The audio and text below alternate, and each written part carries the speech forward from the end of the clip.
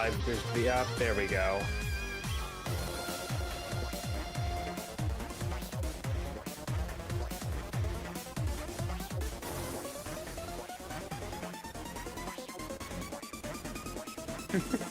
What the fuck is that gif?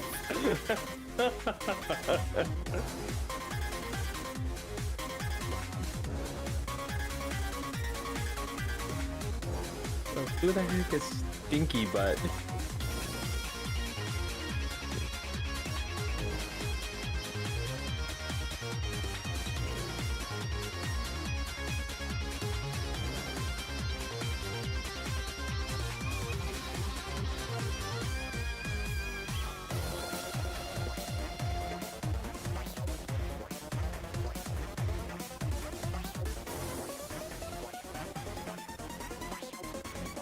What's cooking?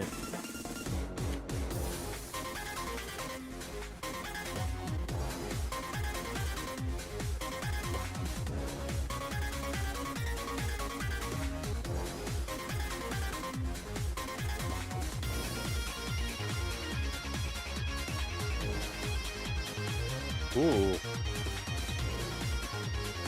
They can take your stream. They can take your tournament. Cut you loose from all you know. But if it's your fate, then every step forward will always be a step closer to home. Can escape from crossing fate, something. That's a Kingdom Hearts 3 Kingdom Hearts 3 line. Gee, the man at the Sora profile pic dropping Kingdom Hearts lore. I would have never guessed. So, for everybody that's here, looks like we're gonna have Nikki video games and... Oh, give me 1 second here.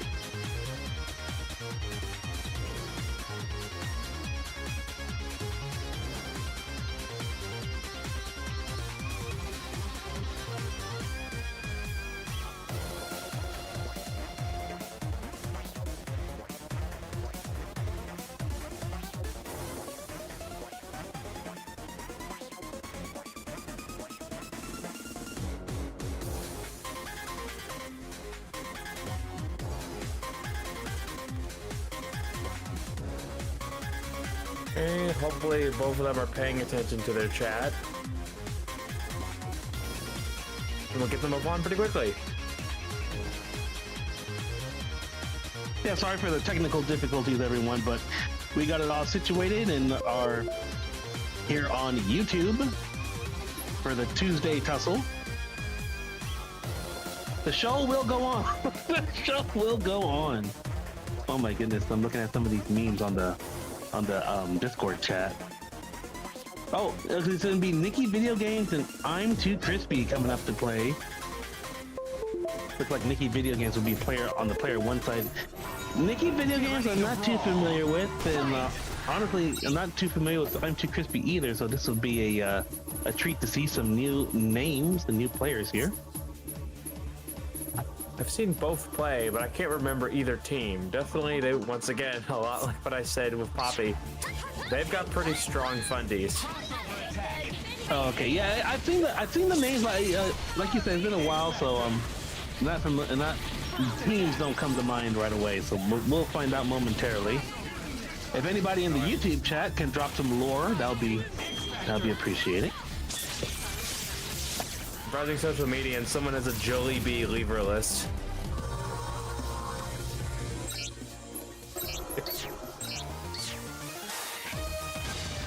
Alright, looks like the players are about to get started here. Button checks have been completed. Welcome to the world of Marvel vs. Capcom 3. The finest heroes assemble. Get ready for the fight of your life.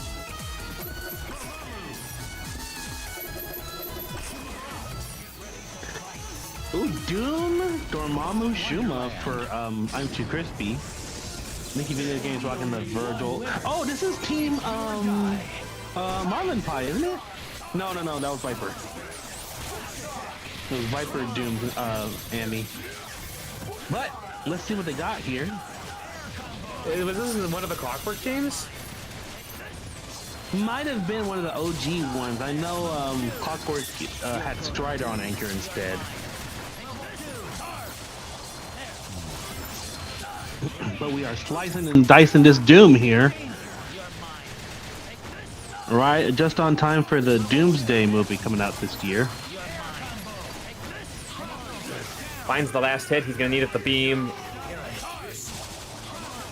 Perfectly timed from Nikki there. Ooh, got the Cold Star extensions? That was a lot of bar, too. You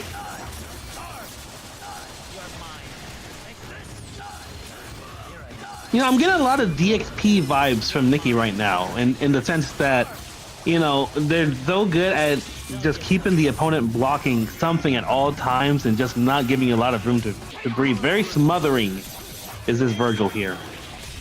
Oh, until right now, I'm Too Crispy's found the gap and is pressing the advantage. Oh! No! I tried to backdash out a Helmbreaker there, but they were just a little too collapsed to get out.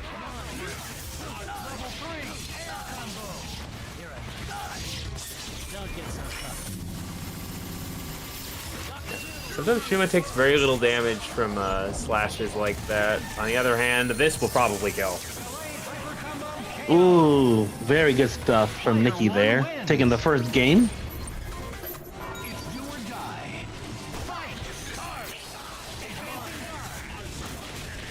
Oh, looks like I have another match to play. I'll be right back. As I commented before, these two have excellent fundamentals. They're playing two teams that really encapsulate using it to the best of your ability. Shuma plus Dorm has a lot of different unique playstyle options, from Runaway to just setup and spell. And we're very familiar with how Cold Star can grant a lot of interactive power in terms of keep away and pressure to Virgil, specifically situations just like that one. Meterless kill, gonna get some spells or go for the cross. Really covered a lot of defensive angles. The Cold Star, the best runaway and set escapes, allowing you to pull yourself out of harm's way and still put that pressure on. Follow my lead, turning defense to pure offense. There's just no way out of the corner. Crispy put on blast of a second character, and now all up to Shuma, but at least there won't be much longer to have X Factor here. And finds the escape. No chance, sir. Nikki ready for every single page of that story before it had even been written.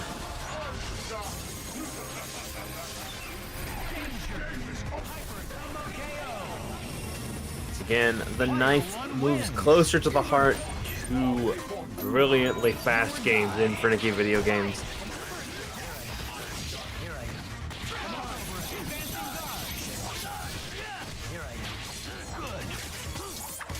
Opting for the attempt and succeeding, striking a dangerous reset. Gonna build all the resources that Virgil can and will need. Kill and set up the next layer of pressure.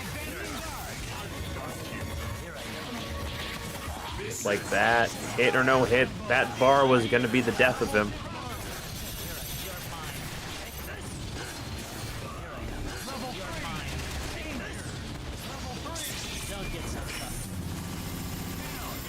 Dorm, all character damage down, all up to Dune, but we've seen no single opportunity has that X Factor been safe or moved onto Crispy back into offense. Nikki just layering each element of the pressure so much. Suffocation has been a reliable strategy between all three games. And it's looking no different this time. Going to go all the way to the team. That's 1, 2.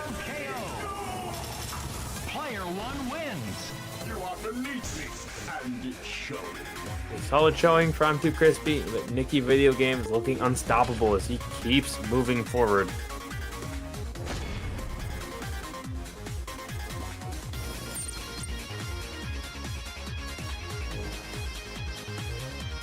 Match is as great as this one. It's possible we may go for an entire 3-0 before J-Dog gets back. Meanwhile, looking in on the bracket itself, we've got our wonderful Frosty champion, Fabulous Zucchini, going against Nick on the top slot. Stinky Butt going against J-Dog currently. Yuli versus Melos. Jumpman versus Joker. And Legend waiting for his opponent between Little Xbox and Tree Killer. By the time we hit losers bracket, we'll be seeing Demon Hunter and Tutamax, an already determined match, but a lot of other players waiting for the opportunity to go head to head with their next opponent.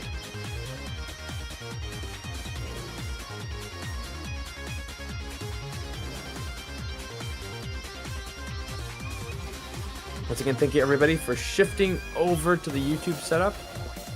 Many things happen on a Tuesday.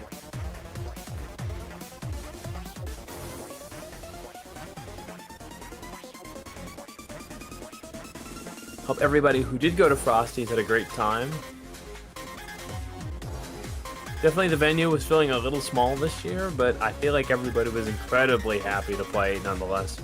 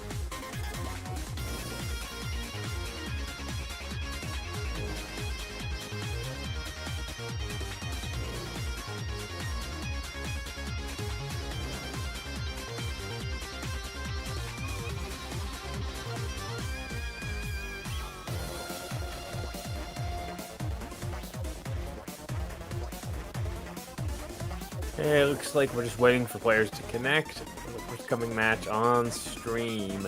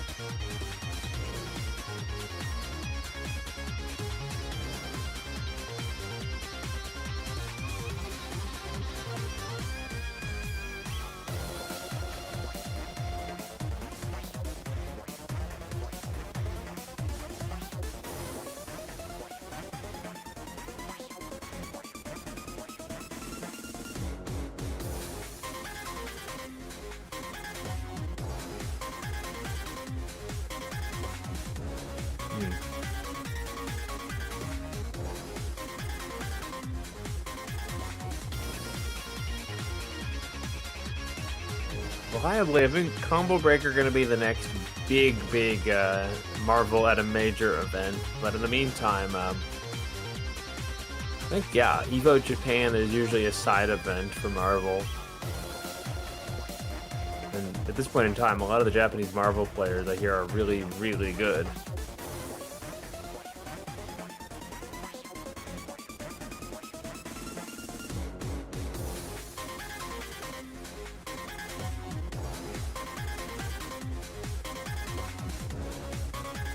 Tuesday Tussle.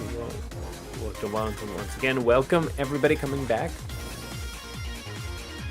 There's not a single day of the week where you're not going to find some great Marvel action. It feels like so many wonderful opportunities for East or West Coast to come together and clash over Parsec, limitations included, for such a great game. Simply make sure that you're in the right Discord and you'll always find matches. Like, Marvel, actually, yeah. Good statement to make. Marvel, I think, will possibly age the most gracefully into the Discord fighter era. A lot of the games you go to, like, one Discord, it's like, anybody got matches, and some is, like, theoretically.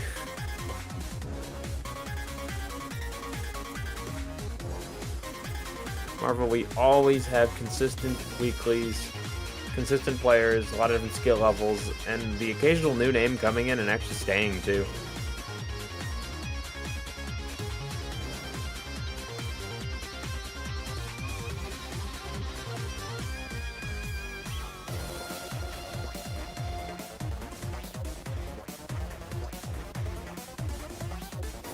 Zetsu, how are we looking on that next match?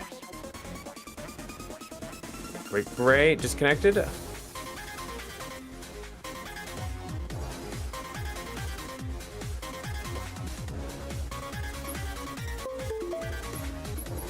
We're looking at it, is this going to be Legend on Xbox? Oh. Oh man, that's gonna be exciting. Definitely two very different styles of play.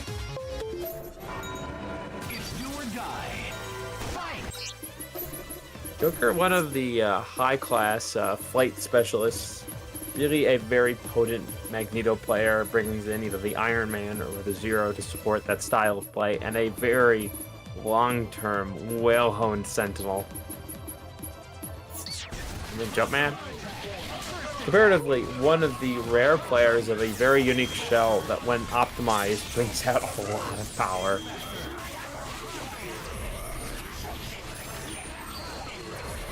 Chris players always manage to find the most interesting little synergies their character brings in teams.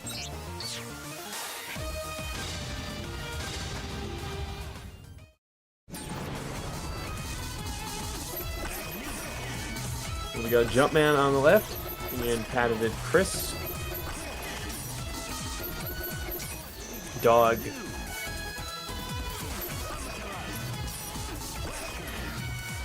Wesker. Wonderland. Say, stationary offense, a lot of setup and pressure versus Joker's just intense high-speed movement and lock team.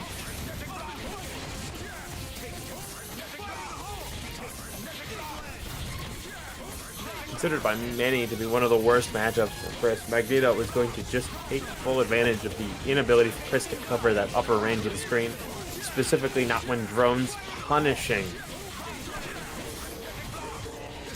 the options on the ground so much. And fundamentally, just like the textbooks, Joker offense layered so carefully around defensive positions.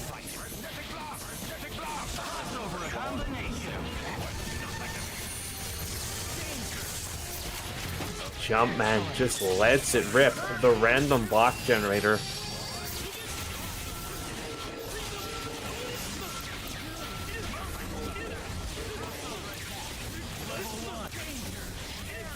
Jumpman smartly going to send Chris out. The first character down, but keep both characters protected. Wesker gonna get a lot of health back, considering that means Ami comes in first.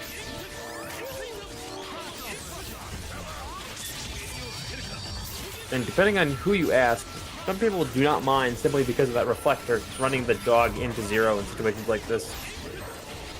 No one prefers it, but given the chance, Jumpman likely will take this.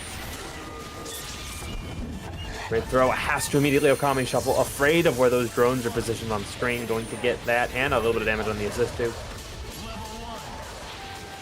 Keeps it easy.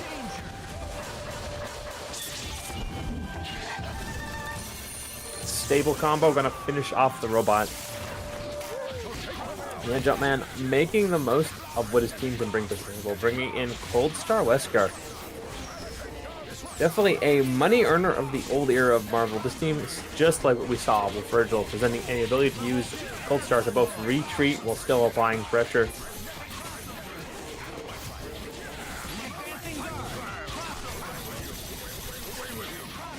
All right, we're back. This is the first match. Both players presenting such strong neutrals that the team offers that we really haven't seen momentum shift and stay in one direction. Oh, I see we got Jumpman and Joker here. Yeah, this is a slobber knocker. Well, not really a slobber knocker. I mean, it's a great match, but like you said, pretty even with this much, with so little time left. that little adjustment.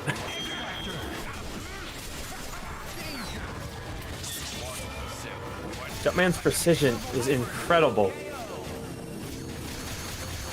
Jumpman is the pioneer of so many, like, crazy Wesker confirmed. It's absolutely crazy. But getting birthdayed at the moment. I mean, you would think that this is something good for Joker, but I mean, we've just seen his Wesker put in work the last match, and now you give him X Factor 3? I'm still a little nervous here. So, Ami was the defensive core of this team for the entirety of the last set, but the song plays as Wesker level 4 comes out of 2012 to take his vengeance. Oh! Oh, maybe block. an accidental super there?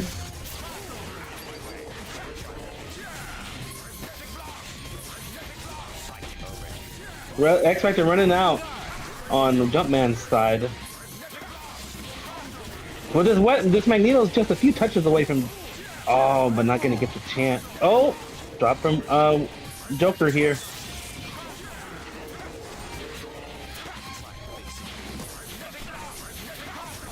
Jumpman having a hard time closing out this Magneto here. Not a lot of life to work with. Can't afford to take too much in terms of chip. Or stray hits. Oh, that's it. Good effort from Jumpman there, but Joker tying the setup 1-1.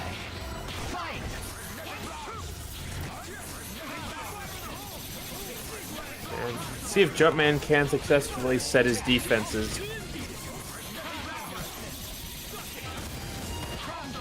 Oh! Yo, the mine hit from behind, dude? That Oh! Given Flame Grenade's likely to be the thing that will give the most trouble, as you can lock down any and all attempts to call Sentinel once you start to corner.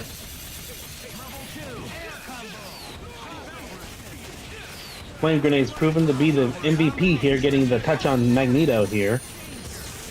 And we're going to pull a ton of bar on the post super here. 50-50, where are we going?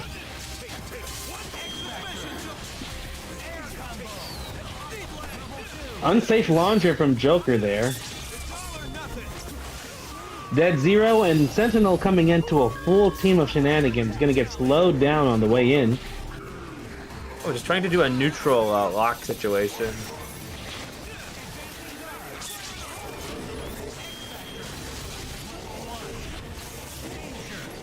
Just barely avoids the Flame Grenade, puts pressure, Chris down. Plenty of X for Sentinel here. We tried to go for the dash under drones, just missed up a flank there.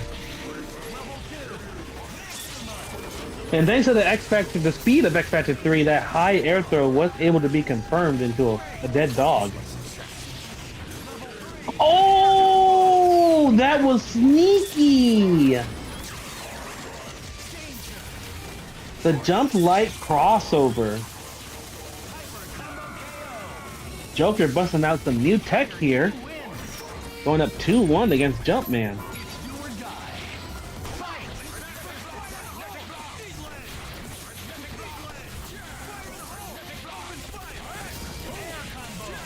Wow, what an air-to-air. Almost confirms it with the Flame Grenade. Nice save. Yeah, that flame grenade just staying out just a millisecond too long. Returning back to neutral here. Joker not do. Oh, I was gonna say Joker doing a good job of dancing around these grenades and projectiles, and then he lost 70% of his life to a Magnum. Lock down that X Factor.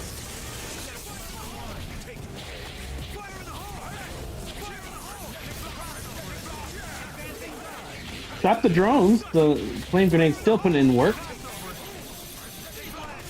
Jumpman, he realized he could spend meter for X Factor and decided that was the exchange worth taking.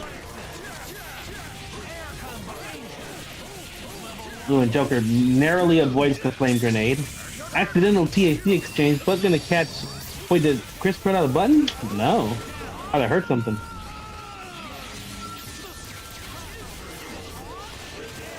She can drop out of these. She's a little unstable to combo sometimes, but it looks like Joker's got the nice adjust. Never mind.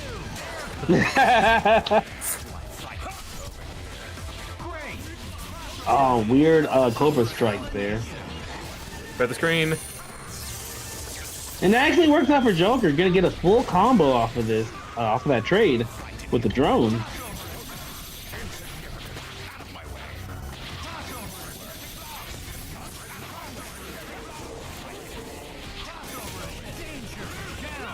Wow. That shot putting in work. That falling jump S is also putting in work too. Almost got a full combo off of that twice.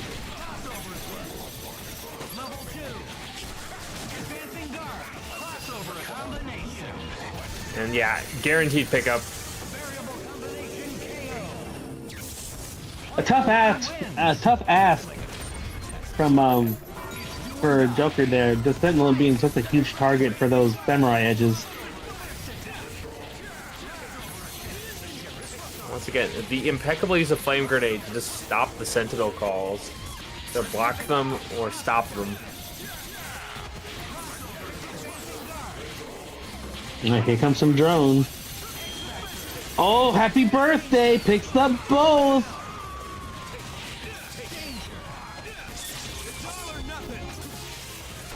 And again, coming back to the same situation, Sentinel. Gonna need to pull off a miracle here to secure the set for Joker. They're gonna line up a Magnum here, forces the X Factor.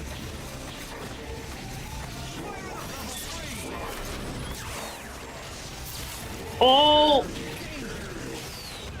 Looking a little scary there for Joker there, but manages to catch it, fix it, I mean. I think Chris fell out so early that he just got reset because nobody thought it would happen. Nutman representing the counter, so Joker's a little bit more weary of going in.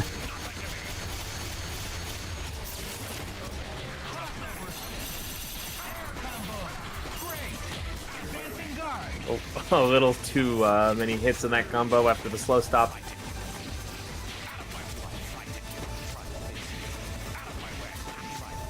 Joker has to make an approach at some point here. He can't afford to keep blocking all these samurai edges.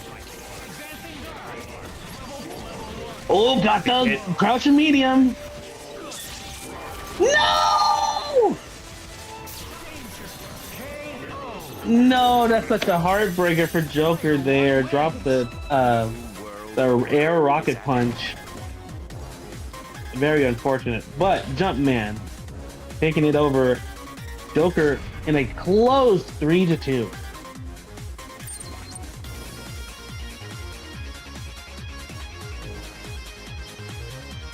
Good match. J-Dog and Frosty, did you see the guy cosplaying MODOK? No, I did. What I saw somebody rocking a surfbot head, but that was about as much cosplay as I saw. Do you have any pictures you can share? Somebody on Twitter did. I caught it on the side of my eye. Like, they had this whole rig that went over their head like a hat that made them look like MODOK off like the little legs and everything. It was really clever. Oh my goodness gracious. That sounds godlike, dude. Were they in the room where Marvel was being played? The lilac room? I saw them in the main ballroom. Oh, okay. Yeah, I got to the main ballroom pretty late. After I got knocked out, we went back to the hotel and chilled for a little bit. So maybe I just missed them. All right. Well, let me see. Let me take a look on Discord and see what's going on there. Oh, looks like next we're gonna have the liveliest of legends, living legend, going up against. They have here Happy Little Xbox. I think that's best Xbox. Yep. So best Xbox. Frank. Wait. I know it's Frank and Dante. I'm a little bit fuzzy on the point. Is it Frank Point? Is it Frank on point? Sometimes We'll see. he has a lot of teams. Sometimes he plays Morgan. Sometimes it's Dante, Nova? Frank, and Strider. Sometimes it's Nova, yeah. Okay, we'll see what they decide to bust out here. Legend, also a player that's been branching out, playing different teams. Of course, we know him for his Chris Wesker Akuma. He's also been known to play Chris Dante Akuma, Wesker. Also has a Magneto.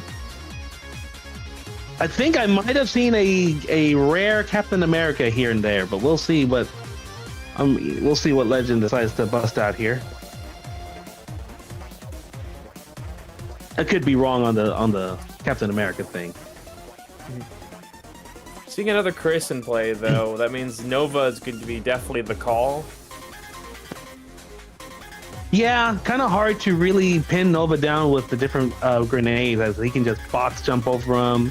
He can human rocket punch through them, which completely nulls any of the flames left behind, which is so annoying as a Chris player myself. Like, they're literally standing in the flame, but it's been nullified.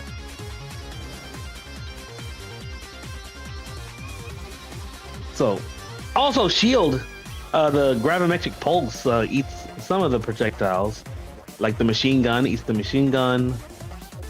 So we'll see how what Legend decides to approach this. He could start Wesker Point, which he's been known to do in some matchups.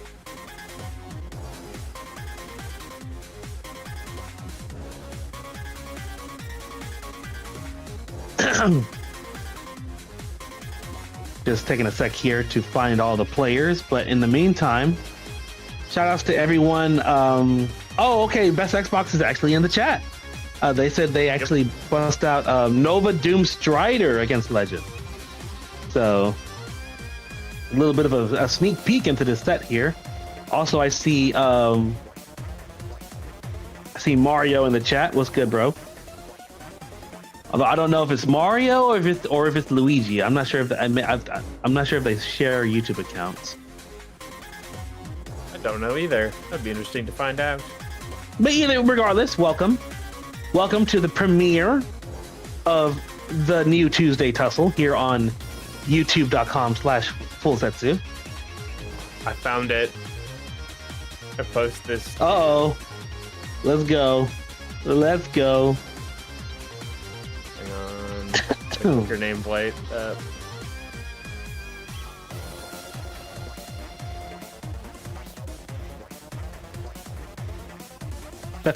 I can't wait, dude.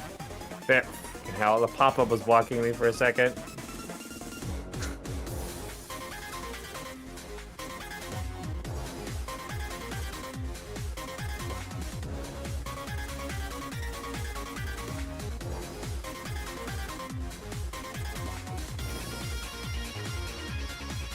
Sent. I think you'll get a blast out of this. Okay, let's see. Okay, here we go. I'm about to click on it, bro. I'm low-key scared of what I'm about to see. Here we go.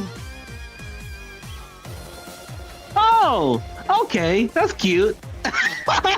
Oh, that's clever. That's clever. Really good. Oh my goodness. I thought it was like a huge, like, full body thing. But this is also pretty clever. This is cute. Nice. So cool. Dude, the community is just creative in so many ways, man. So many ways. Alright, well, it looks like we're still looking for Legend here, but in the meantime, how's everybody doing in the chat? How's everybody doing? Did y'all catch Frosty Frostings this past weekend? What did y'all see any hype moments? Let us know in the chat.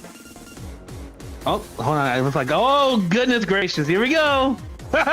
Here we go. Gotta play against the Frosty champ. Is this now or is this after the...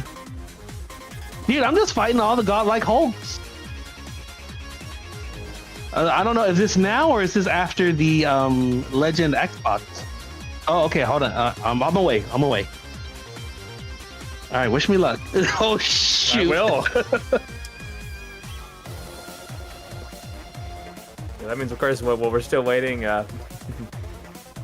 anybody in chat who went to Frosty's, tell us what food you liked in the area. We tried out a couple of restaurants in the area. Some were pretty good.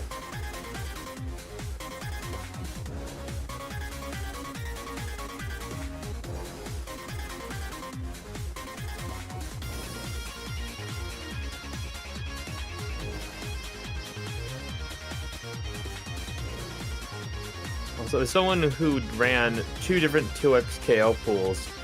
What the hell? People like signed up and never showed up in massive numbers. Just sitting there thinking, oh boy. Well, to be fair, man, the tournament was free to join, so it was just no problem for people to just sign up, and if they didn't show up, and no loss to them. I know I was in that group where it was free. I was like, okay, cool, and then just didn't show up. I was just sitting there with my pencil, having to like advance. Like most of loser bracket is synthetic people fighting synthetic people. Okay, they're not real. They're not real. They're not real. And my TL is like, look, you can't mark it off till we actually get that part of the round. I'm like, but there's no one real in this section. But no, game lead for 2xKO was cool. Yeah, I probably I haven't checked out 2xKO yet. I know it came out on console recently, but it's just a rough game as it is right now on console with the screen tear and all that stuff. So I'm just waiting on the patch. But then I saw some talk in the developers talking that they're gonna fundamentally change the game pretty soon. Like everything you know now won't be the same later. So it's just interesting. That's reasonable. Man. Very interesting. Riot's always sort of done that for better or for worse. And I feel like the scaling needs to be looked at the moment in the game, much like what they did with Dragon Ball FighterZ. Yeah, I don't know, man.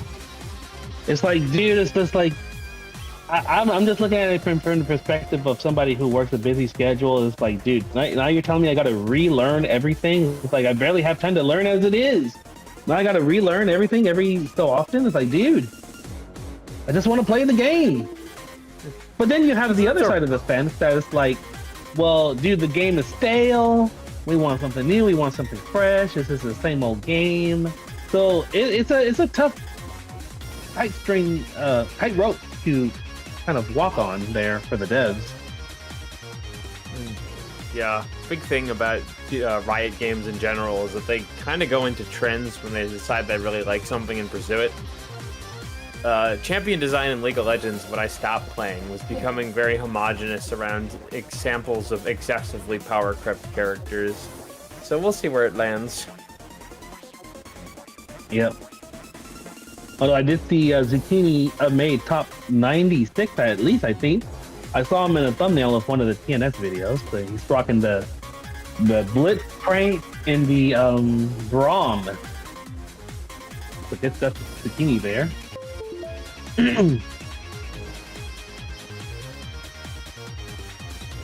Oh yeah. Oh, I'm going to off stream. That's the problem. I'm connecting to off stream. My bad.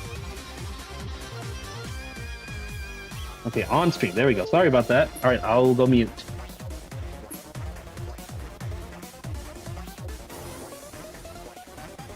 Hey, is that both players connected? Let's go. We'll get that scoreboard updated and we'll be ready to go.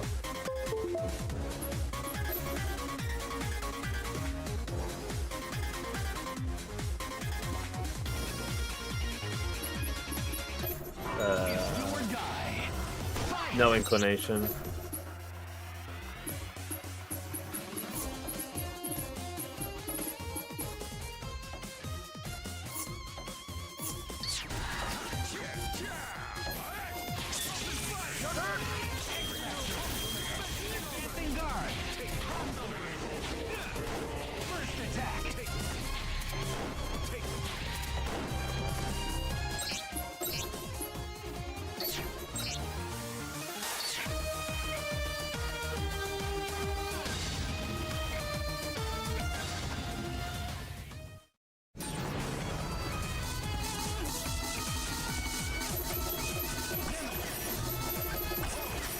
Okay, yeah, J-Dog on the right. DJ on the left.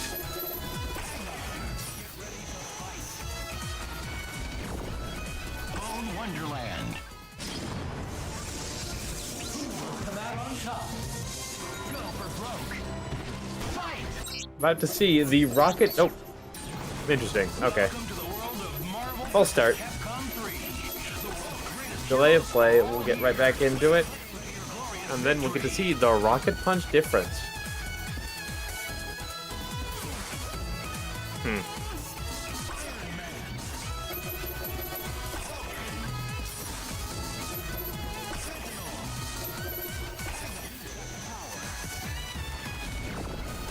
Bone Wonderland. The fight is on. Go for broke. Fight! First attack. J-Dog taking advantage of the length they have, but quick TJ. Knows what people think of Nemesis, still gonna X-Factor this character immediately and start the train. Finds the kill, positions to the mid-screen, goes for the Eva winning cross-up. What are you supposed to do?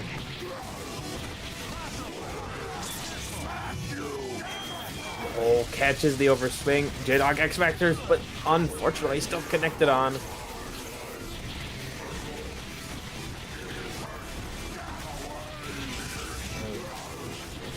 DJ already out of X. J-Dog just needs to leverage this. That's a good start. Gonna take care of this Hulk and do it pretty quickly.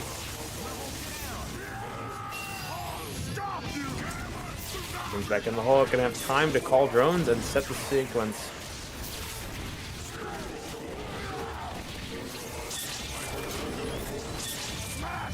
Yeah, slow down this momentum. Neither player is X, so that's a considerably more risky call out. And good confirm, J-Dog finally finding his life lead. One more to the wall and finishes it up. Oh, trades on the sequence. That protective armor coming in exactly when he needed it. Guaranteed mash reset once again, also finding its mark.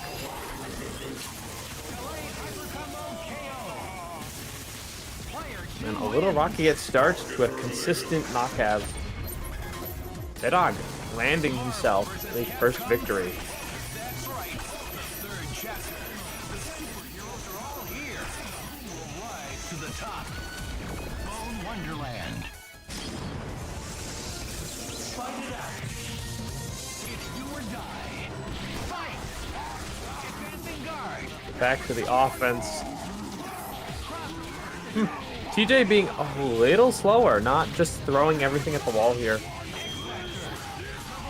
However, that changes as quickly as one connection on both characters. Rocket Punch distance. That major ability to pick up any and every happy birthday consistently. Oh, tried to use X to read the mix, but it was too late. TJ perfectly on his game at all points in time. Rocket Punch to set it up.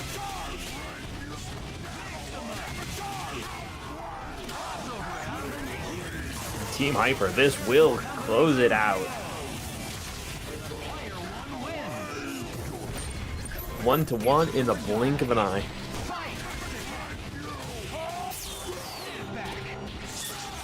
Yeah, respect to the Sentinel Anchor.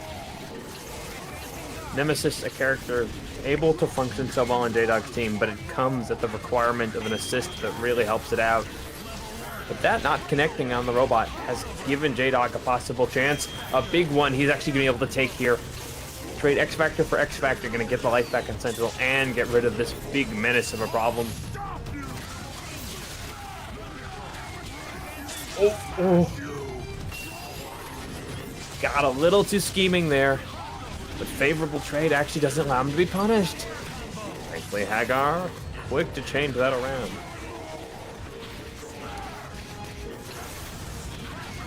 With a lot of respect, you can see both players making advantages solely based on the merits of what their team can do against the other one.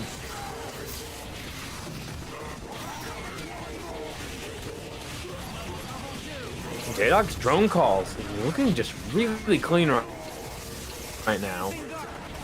The assist keeping him alive. And neither player X-Factored up. Tries to call out a sequence using that. Reads for the lariat and the counter. J-Dog moved himself to a mid-speed tempo.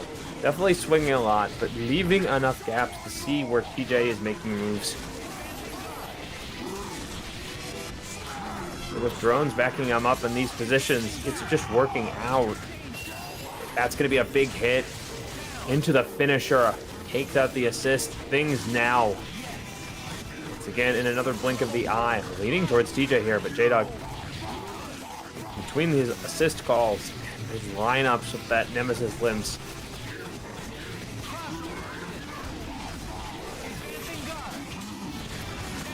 leveraging what he has. No X-Factor in the opponent. 4 bars to his name.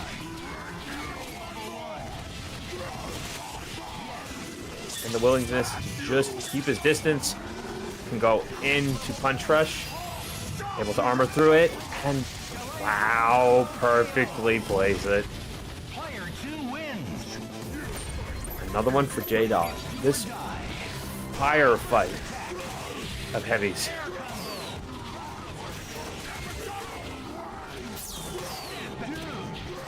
Again, goes for the snap, but last time it didn't work. This time, looking exactly like it's the plan.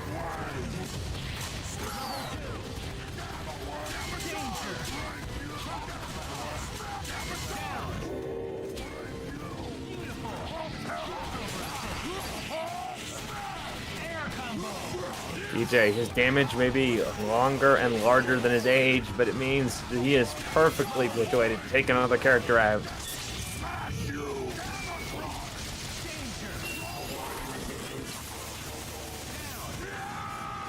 And this a very different turn of events. X-Factor for Nemesis, but not even a scratch noticeable in TJ's team.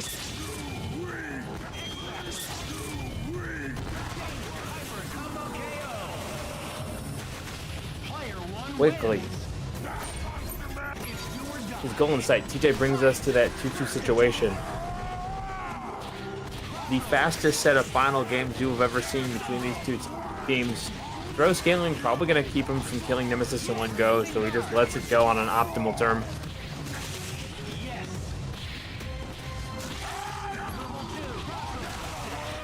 Finds a throw, and that reset paying dividends. Can keep his meter for when he needed it for the Sentinel. And with the heart of the team going out quickly, stage right. See if J-Dog can once again pull it off with the remaining part of his team, but ooh, I don't think X-Factor and Nemesis at this rate is going to be able to do it.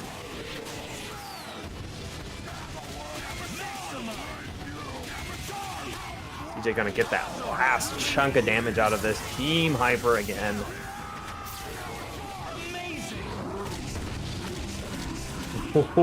Just lets it rip. One last big swing, possibly for his tournament life here in the winner's side. J-Dog X-Factors it. Finishes Sentinel meterless. 5 on the deck. Baits it. Expecting either assist or super from TJ. But oh, somehow caught. Don't know what quite example, but J-Dog almost lost it right there. Still has a bit of X, gonna get his life back. Finds it on Hagar. Going to take most of TJ's X-Factor time with this combo. Looks for another reset opportunity. Baits the assist. If any player is capable of a Nemesis comeback, people are looking like J-Dog tonight. Ooh. Advances of the low. Oh my god. Consistency issues of Nemesis coming into play at the worst possible moment, looking for a possible punish. And finds it. Oh. Both optimal for the bar and guaranteeing he won't be caught by the assist. J-Dog close to having the life lead. Yeah, does. The reset. after the block. Perfectly sets up the sequence. I cannot tell you, especially the Hager perfect that he got, how salty I got. Oh my god. GG's to TJ, bro. Holy crap. I don't know, man. It's like, I'm shaking. Like, bro, it's like this guy's incomings are so good.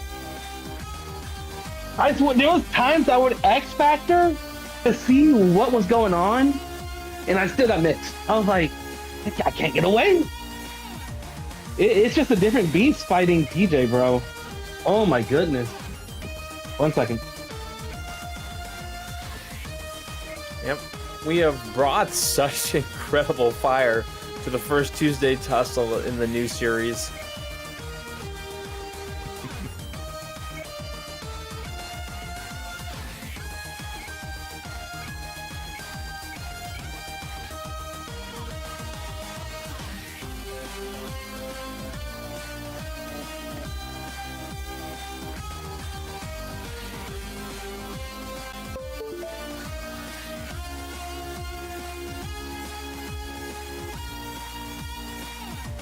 Okay, what do we have coming up next?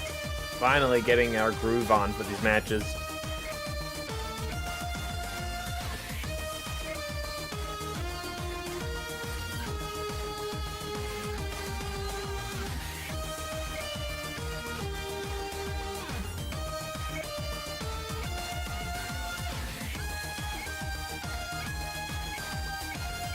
Oh, man, both of these players any day of the week on TNS are black horses to take out.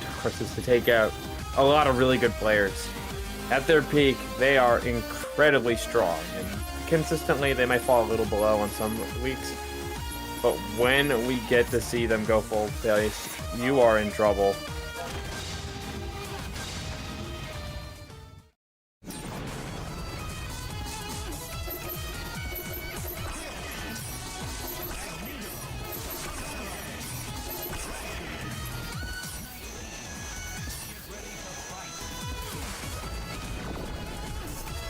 Wonderland. Come out on top. Ready? Fight! And names need to be updated. Interesting.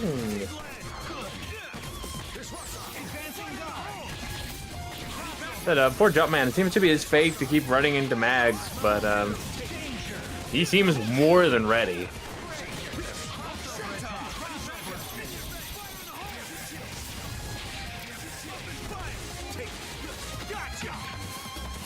Wow, kick throw off the light.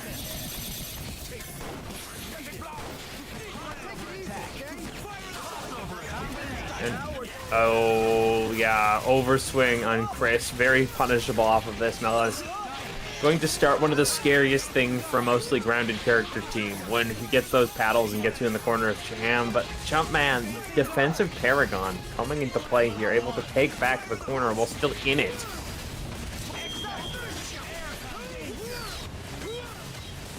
Same thing, Melos recognizing, I think, X Factor to be the best choice to guarantee he gets these mixes. He's certainly not going to need it if it runs out early. Got Ami, 3 bars on the back, and 1 more mix. Oh, the early hit. What in the world?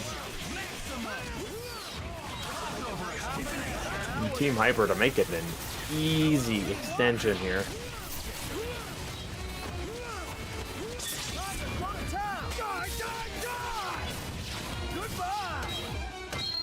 The minute Frank starts attacking, things become infinitely worse for Jumpman as Melos cleanly takes the second half.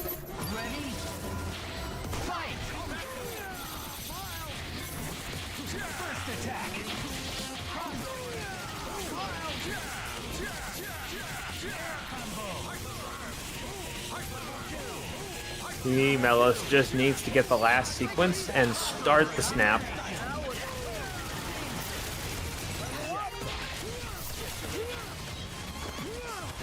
An easy guarantee across this.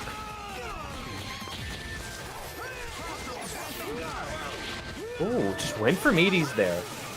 Expecting something of an overreaction from Jumpman, just locked him down. Built a lot of bar for their trouble in that situation. And once again, resets.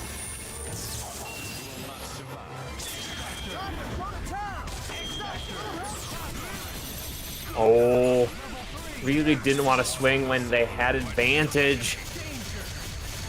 Jumpman, the defensive Paragon counter comes in clutch, and Akami shuffle the guarantee they still get the hit. And though it cost him his X, Jumpman finally built that space they wanted. That was way too close. Now, Frank was the big player in the first one.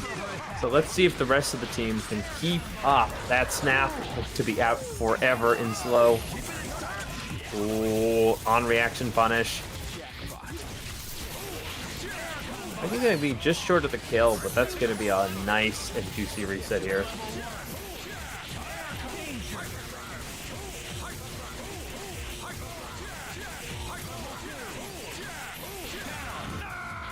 Precisely puts himself back in the position, finishing up that.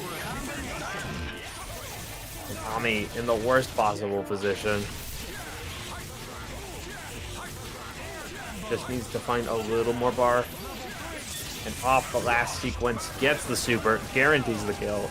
Mellows looking unstoppable.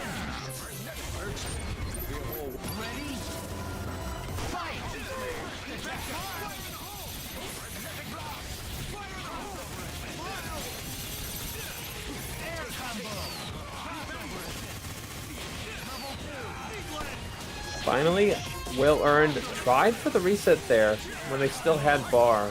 Jumpman definitely taking a risk that may not pay off as Mellows turns even the smallest hits into a guarantee to Frank.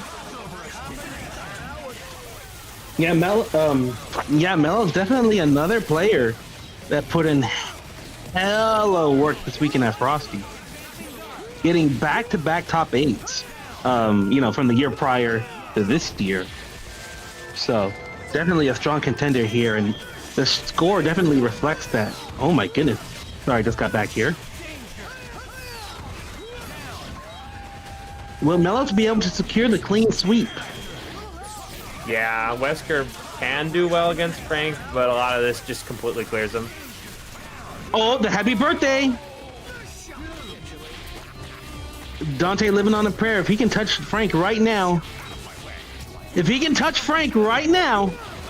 Oh, got the shot when he didn't want to, but this is fine. Gonna finish it. Magic Pixel.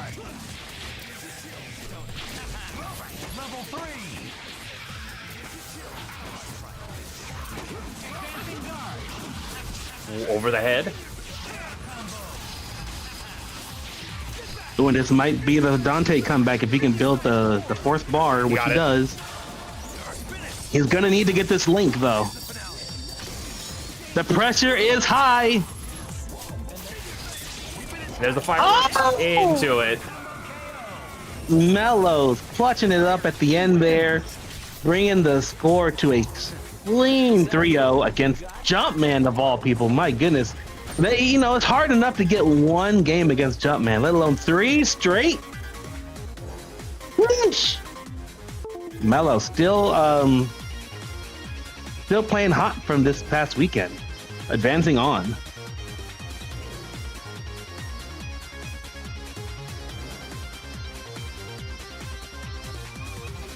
Good stuff to Mellows there.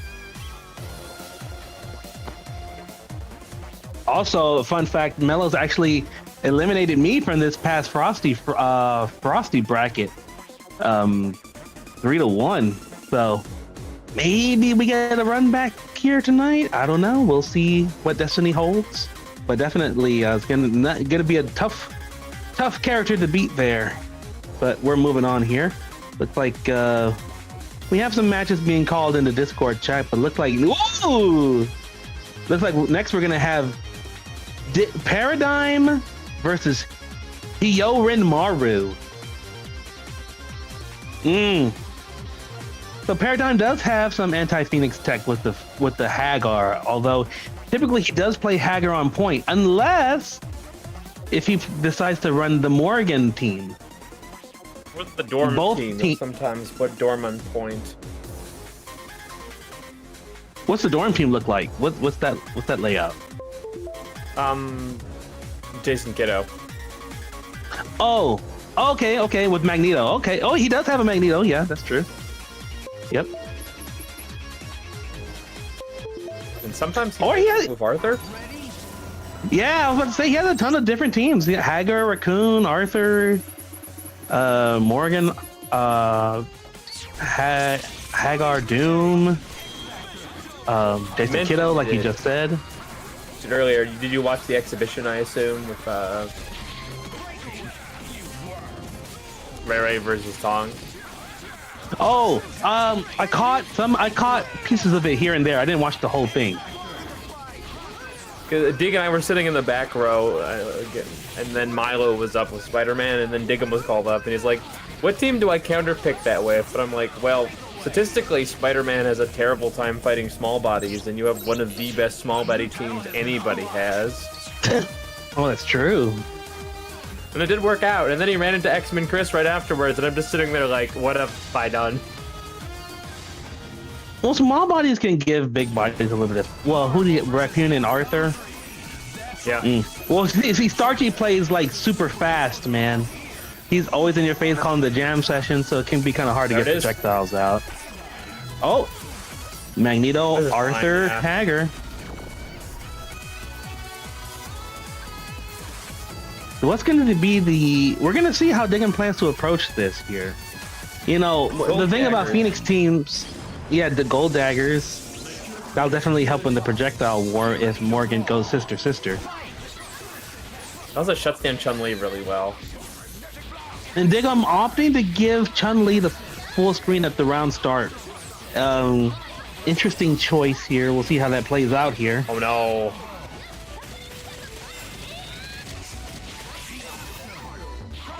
Okay, good break. Almost had the frame trap there.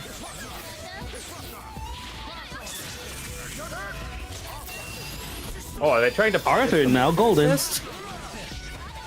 Well, see, that's the thing about punishing the Morgan assist is if you don't kill off Morgan, all that is just extra meter, because if she gains the life back, then that's free meter. So if you're gonna punish the... out for 2 frames, isn't it? Like some absurdly short duration? Yeah, very short time that she's vulnerable. And now Hagar has to dance around this minefield of soul fists. This is a tough. This is tough. I'm not sure what you do here as Diggum. He is getting the daggers out, but it's not really doing much for him in terms of the neutral. Since Morgan's just flying right over. It's not affecting her fireball war at all. Oh, delay. Yeah. Just try and get Chun-Li first. Yeah, that's also the trick.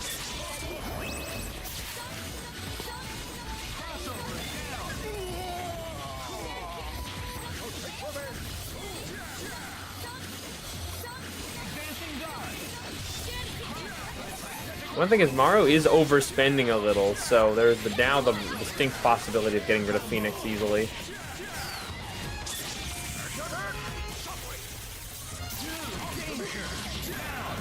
Oh!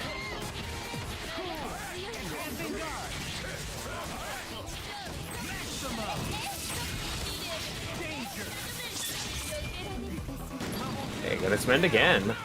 One side. Loses Magneto on the other side. Arthur, capable of chipping out Phoenix. He can get a quick kill on Morgan here.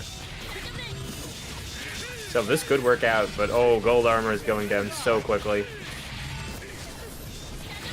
Does have enough for a fire dragon at least? Or a goddess bracelet. Which one's gonna be Dig? Always the risk. Yeah, Morgan may not go for the super, and that means he can get the guarantee here. Back to race.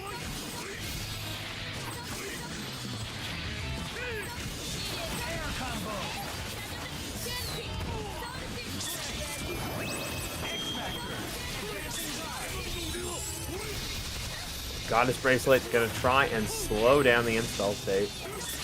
But Clock, too powerful. Maru taking that first one with efficient playstyle optimization.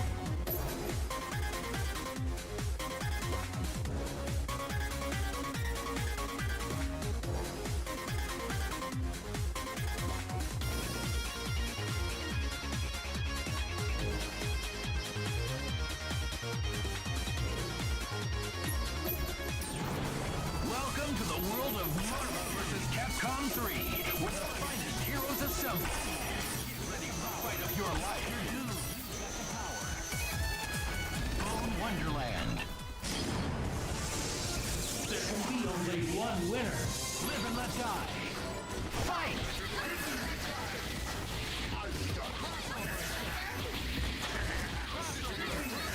Instant to the Dark. Doom on the back and Dormammu in the front. As I said, Digum has a lot of different teams to bring out here, and this one does have the ability to fight full on against the team, just relying on the spells to stop Chun-Li and the Morgan. A rapid change in tempo, really doesn't have to play keep away anymore solely to keep himself alive. It's all because he has a lot of the dominating momentum until Dark Phoenix is called.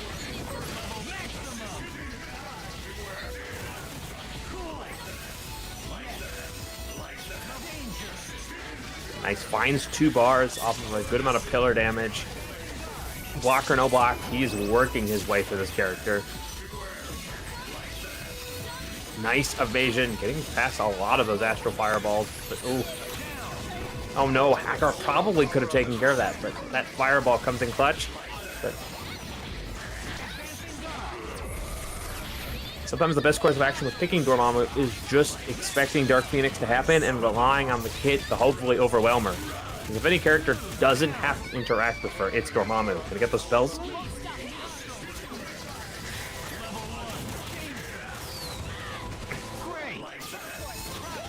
Ooh, look for an optimal pop. Hagar saves. Has a spell on deck. Forces the block.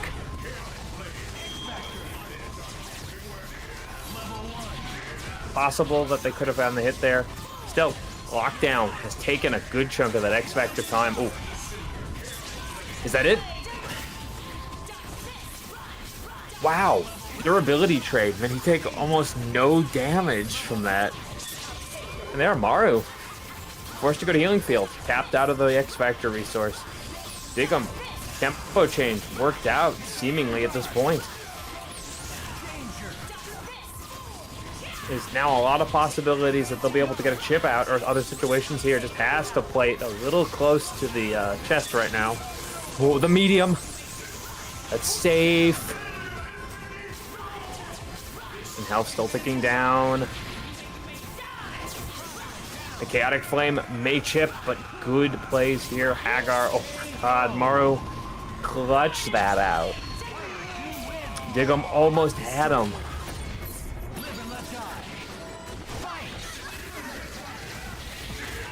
So Maru planting his feet, but actually a little unshaky with Digum's playstyle here. So you can see exactly what's going on with both these players and what they've decided is the best course of action for victory.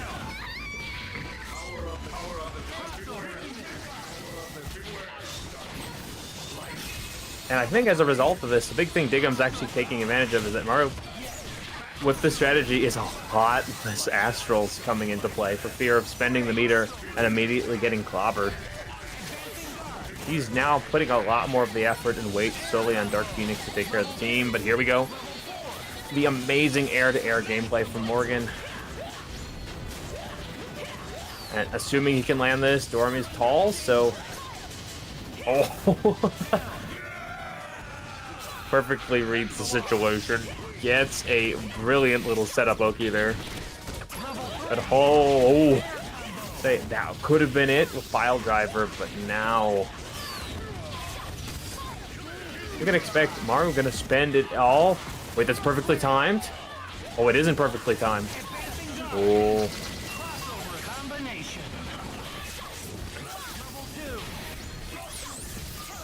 Digum spent a good amount of bar there. Still has his X though, so things aren't looking too bad. In fact, things about to look really good. Can set it up.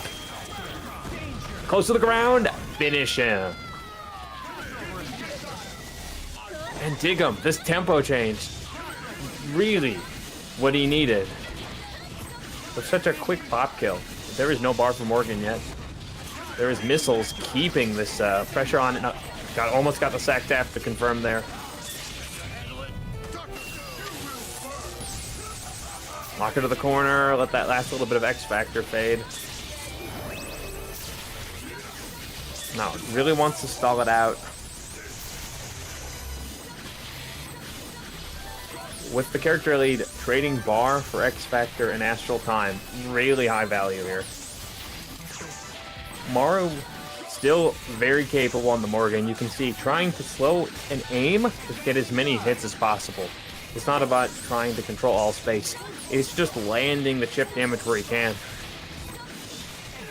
Both players in a desperate position to find either a hit or bar and not able to take any type of risk to do it. So we are just seeing both players committing to throwing things out at the distance. Projectile jousting, only thing safe to go for here. Maru, that air-to-air, looking mighty clean.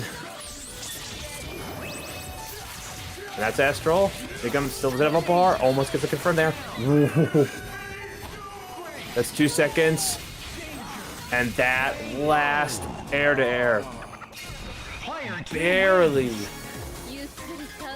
So barely Maru stabilized, taking it 3-0. But that last match was not one-sided.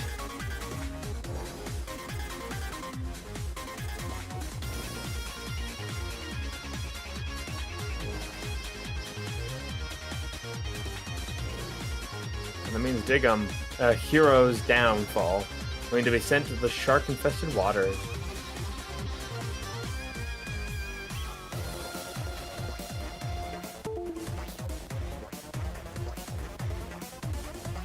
And it's coming up next.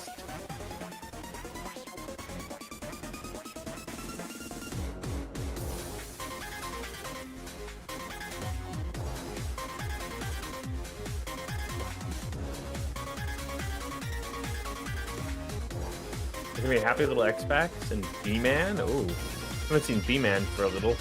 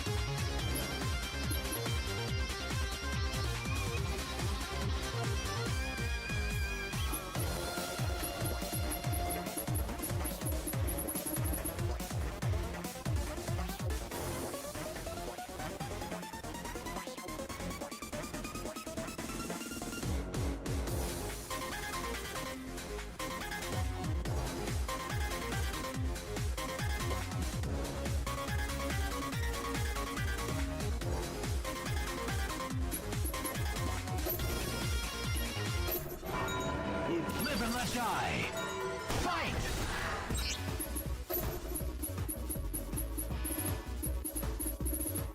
The player's gonna lock in once again. Here we are coming into a match with very conflicting playstyles.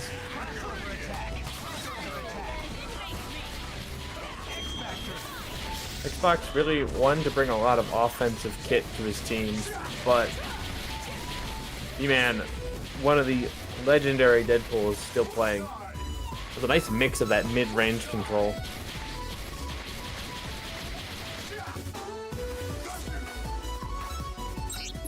So it's going to be a lot of seeing if Deadpool can be the stopgap, or is it going to be completely... Welcome to the world of Marvel vs. Capcom 3, where the finest heroes assemble. Get ready for the fight of your life.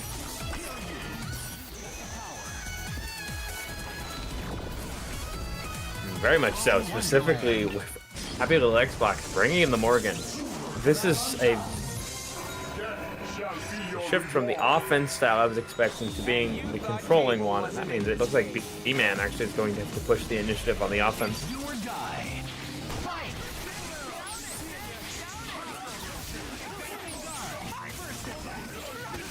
Something that definitely helps when fighting a Strider player is the fact that Deadpool can stay grounded against Doom for so much of this if he can start getting those bullets in.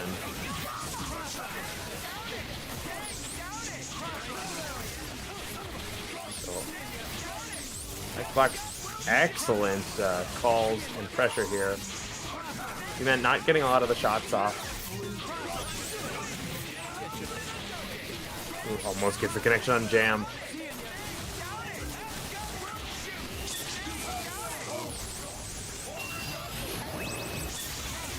Key factor to this far screen play is both players waiting out as long as they can to see. They cannot be the one to overextend and spend early.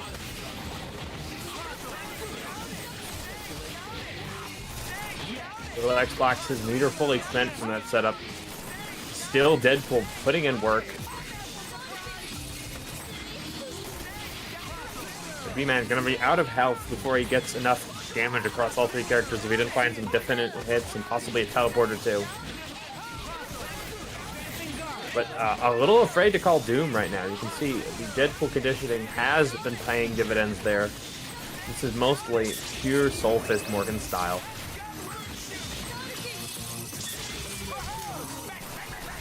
Looks for the DHC. We'll find it here. Okay, the low profile gonna mean she doesn't take much for the chip, but no punish on Dante means that you can play optimally, throwing a consistent amount of recharging life into Morgan. And Fireworks gonna keep building that bar. Acid Rain, Nullification in full effect.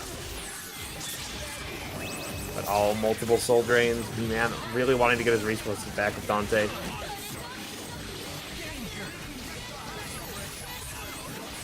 And back to the Deadpool. This life regained a little on this character, but oh, did he get caught by Strider? He did. B-Man needs to find a good connection while the meter is still low because Strider is the insurance policy. And bringing another character of a famously great matchup against Doom. Suddenly, momentum shifts again. If this kill is quick, there will be no bar on Strider. That means that Hawkeye potentially going to get the opportunity to force an optimal X Factor out of X Factor Strider. You can get him to either be blocking or defending for a large portion of that. He might not have access to orbs, and Hawkeye gonna have a pretty good fight here.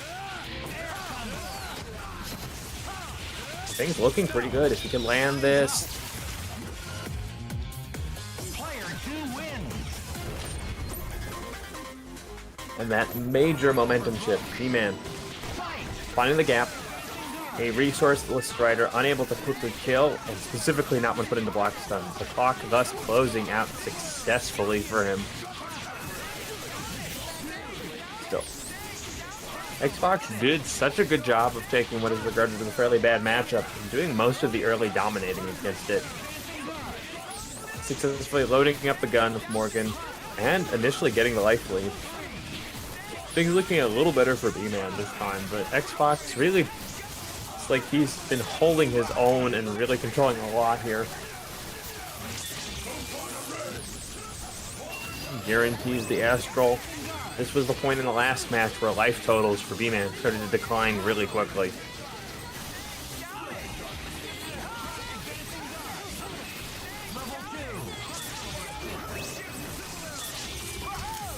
Oh, the snipe of the century, finding that install. And stealing half its duration of the super.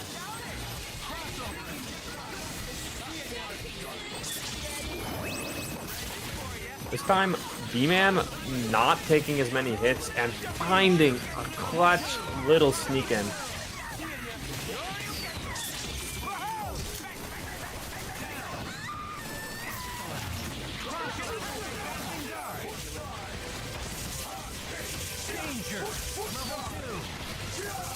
Turn around. If it works once, it'll work inevitably again. The little Xbox's Doom always putting in work. Gets the sneak here. Acceptable situation to use an X Factor, or you can spend.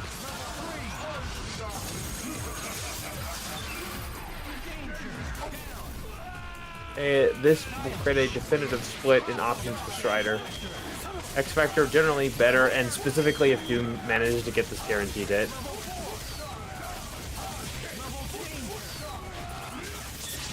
Never a concern that he may not have access to orbs. This one goes to Xbox, putting us to already 1-1.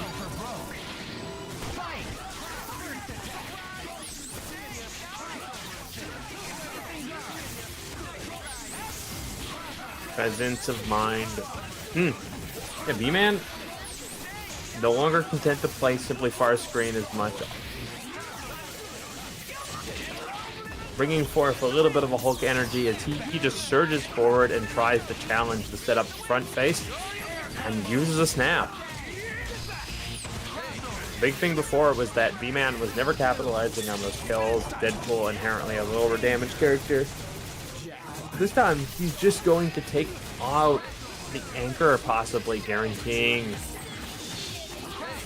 an end to a lot of the more annoying parts of this pressure.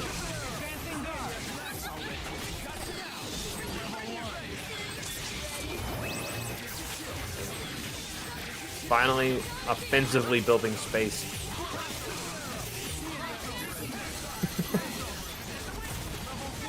Man, still starting to hone in on Happy Little Xbox dependencies. Was able to mine multiple little quick adjustments to put the pressure on and stop Astral from starting.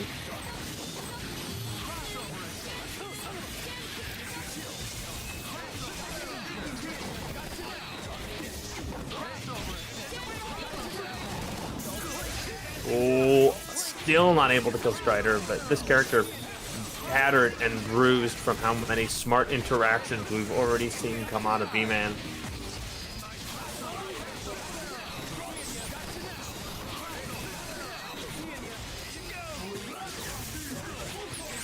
And B-Man just such a different, looking like he's the one playing Morgan, so confident in the keep away style. The player is really close on these life totals, so with the clock ticking down like this, we're going to see either abrupt shifts or consistent breakaways. I think that was a confirmed hit. Almost taking care of the Morgan that the first teleport used.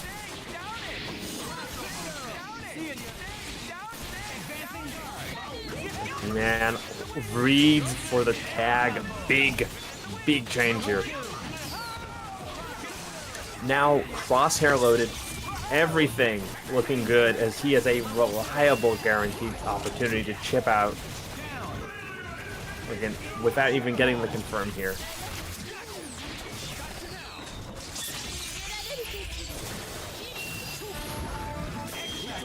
Called Legion has to X, and so much spent to try and close the gap on Dante, but B-Man was able to use so much of that time for Dante. I think with a fully loaded character, there is nothing that the Xbox could have done.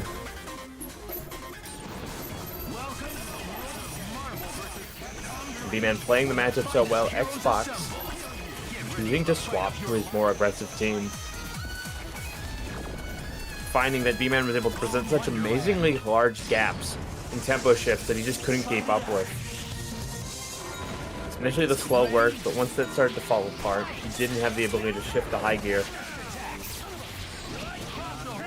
Comparatively though, this team, the high gear in question. Backing, wow. That last missile, commonly known as Tyrone, not screwing up the combo, and B-Man going into the clock burner himself. Oh, God. what, 130 hits? Nope. Okay. Actual 30.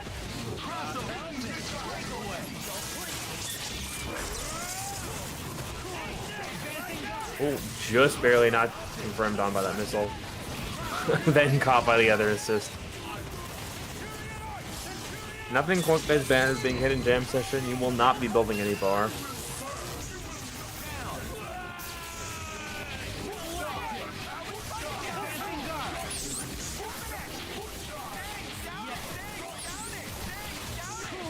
Impressive. Impressive.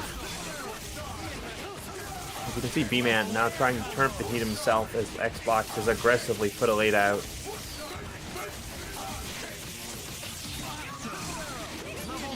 Oh, one blessing instantly accepted by B-Man, going to find a kill that otherwise would have killed him on Doom here.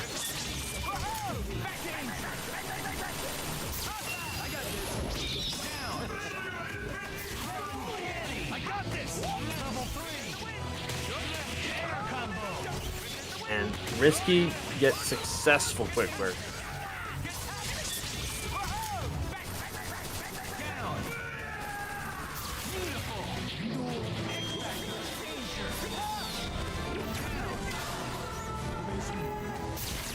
Xbox smart, taking advantage here, needs to lock Hawkeye, and that insane change of pace Player one wins. brings us to an exciting last match. Final winner going to be determined here as we moved from Morgan to Nova. B-Man proving his big hero team good for both, but Xbox definitely such a strong opponent.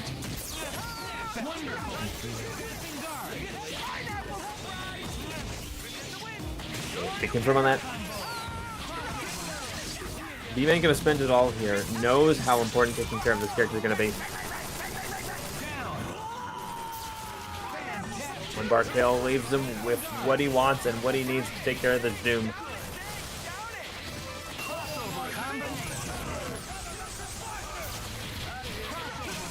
Great chicken block here.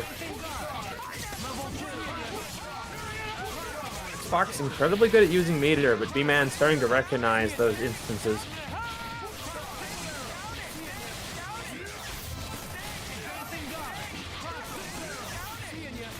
The worst possible opportunities here is for Xbox to not really build any bar and just get chipped out like this.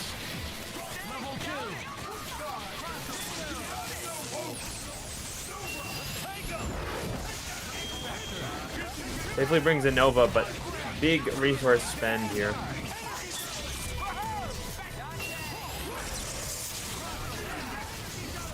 Lies on the grenade and the... Oh, God. Hit of his lifetime there. Oh, unfortunate drop. Besax almost getting one of the most impressive Nova confirms. Now with the B-Man, he's got to optimize this. Finds an easy confirm out. And an easy X-Factor confirm, optimal as they can come. B-Man clutching it out. What a match.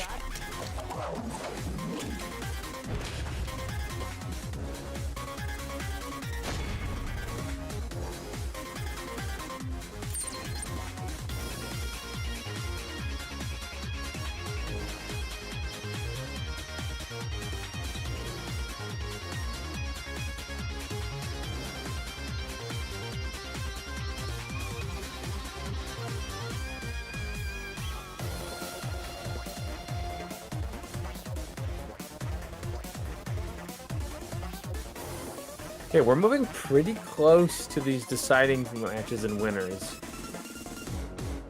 Looks like top match, with this one finished, is going to be J-Dog versus Melos, and then Maru versus the winner of this, so that can be B-Man. We'll then decide the course for all of those still absolutely fighting hard and losers right now. Pretty close to determining our top 8, and things are looking exciting down in the lower bracket. Paradigm currently going against Tree Killer, Yuli waiting for his opponent, which will be... Ooh, it's going to be... It's going to be Happy Little Xbox as B-Man knocked him down. Basically, TJ has knocked out King Carlos and is going to be fighting Tuda Max. Ooh, wow. There's still a lot of Hulk in here. Of course, man, Tuda. Took care of Nikki, took care of Jumpman.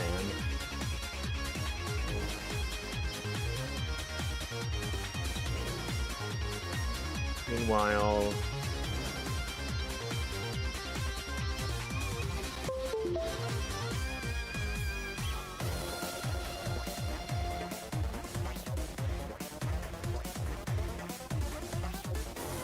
Take a look at this. Oh wow, I just noticed Mello sent Yuli to losers. Really? At some point we're going to have to revoke his Dark Horse status and just call him a GOAT. This man is putting out incredible results. Let's make this quick. Got a universe. Ready? Fight!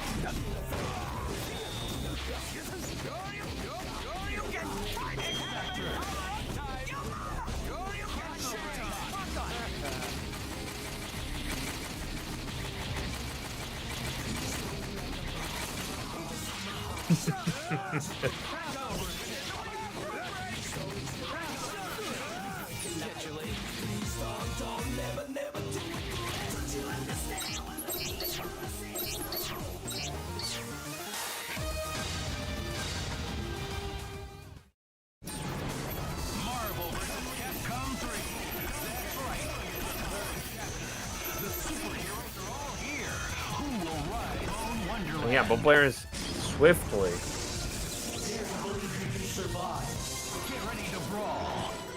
Nice rematch and into it. Compared to the last match we just saw B-Man play, this one's definitely a challenge of tempo. A lot of what Deadpool does best is absolutely dominate in this mid-screen of this team. But he has a death clock where if he waits too long or doesn't get enough connections, like possibly this, the guarantee of Phoenix makes his team's relatively low total life a major issue.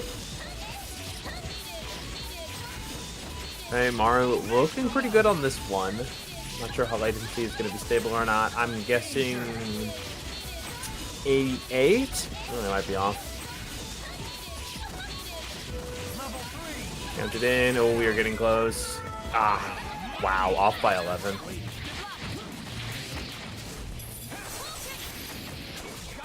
And now B-Man, the mindset going to change when you know Phoenix is coming, guaranteed. Looks like he's just going to minimize the damage he takes and see how much bar he builds, realizing that even if he does get punished, unless there's a major spend, he's not going to be losing a character for it. And he's willing to take a major spend, I think.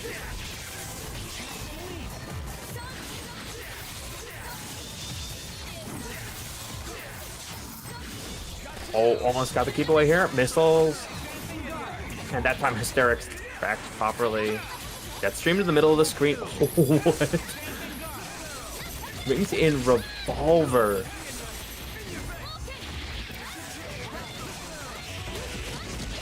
Ooh, a Hawkeye taking a lot of damage here. Jam, nice save. Again, B-Man gonna slow this down, I think, and get that Hawkeye life back while still putting on as much damage as he can. So the mindset of recognizing Dark Phoenix is coming, I can either stall her out, or I can ensure I have a nest egg of tools to properly fight this character.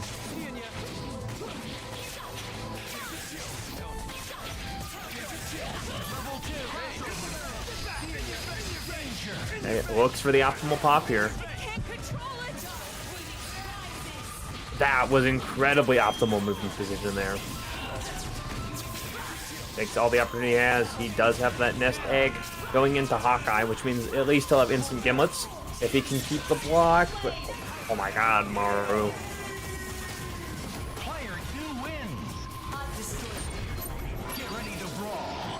There's one quality mark of a Dark Phoenix player, is that they never mix that first mix.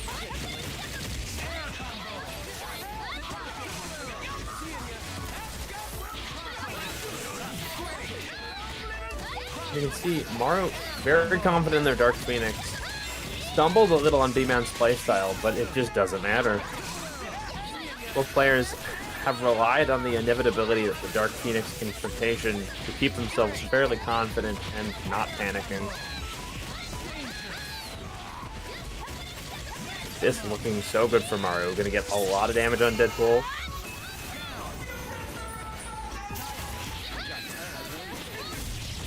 Everything an acceptable option here as they take a nice life lead.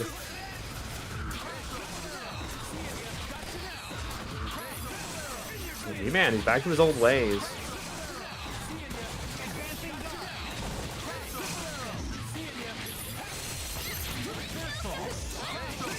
Crystal almost confirming there.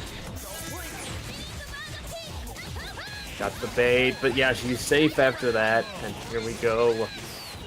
Maru, these combos, still a lot of damage despite her overall lower end of the spectrum for that. As long as he always only needs one to get these kills, just fine for him.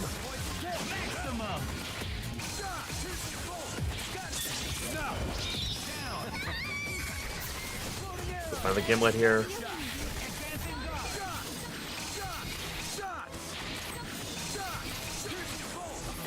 And B-Man playing like a man who knows what's coming. Gonna hold his X as long as he can. But, that probably is undoing. Maru, one little hit when he also has X. Guarantees the last kill. Player 2 wins. Get ready to brawl. Fight. And B-Man just playing this really smart, but you can see Maru. A mark of his adaptation is that he is always able to shift and stay on top of B-Man, even though B-Man seems to be giving him a lot of confusing signals. Alright, this one, very stable again. I'm going to shoot for 108. See how off I am. Ooh, ooh, ooh, ooh, ooh, ooh. Show me the money, show me the money. No, by one.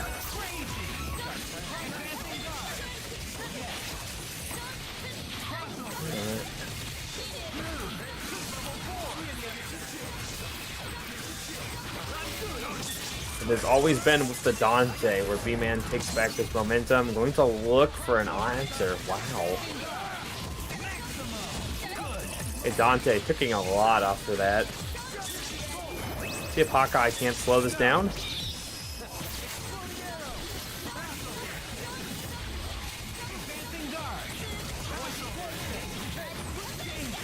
Oh my god, the gutsy challenge.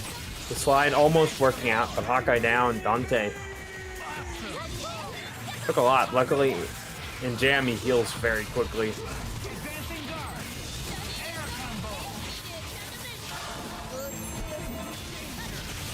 Maru. It's not just his Phoenix, it's not just his Chun-Li. His brick wall of a Morgan play.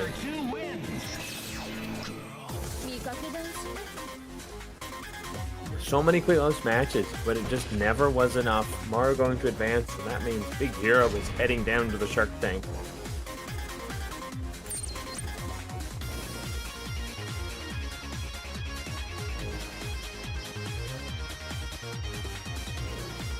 And of course means that our winner's final lower contestant's gonna be Maru. Now. Still waiting on the deciding factor of Yuli and Xbox.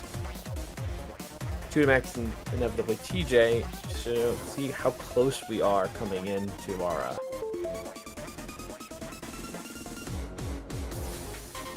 quarter and semi for the losers as well. Again, thank you everybody who's joined. If anybody who's new to the crowd is watching us right now, you can head over to our Discord if you would like to be participating in these wonderful weekly Tuesday Marvel events. And of course, we're also now running a track of 2XKO. Zetsu bringing all the different games to play. Now we're gonna have J-Dog and Melos.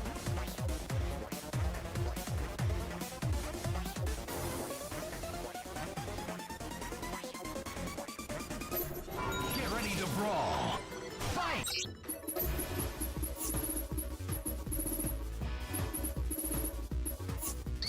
First attack.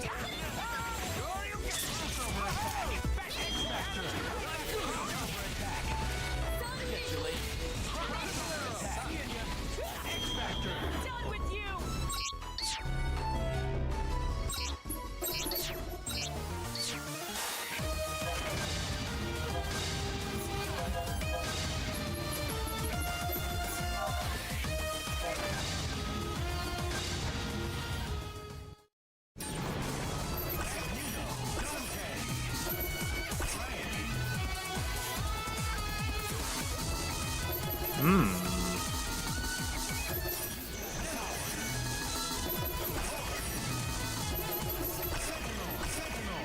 I'll be curious to see how J-Dog handles a mag player. Land.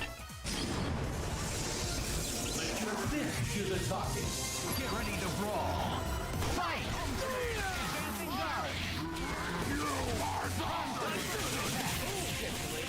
Be pretty cautious. Once he gets to those upper parts of the screen, it's going to be very hard to even land the reset throws.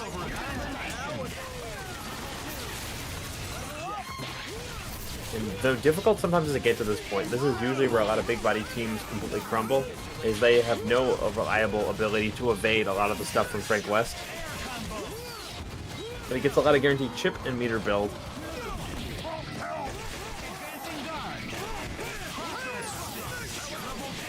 Gets on the Hulk, multi-hit score.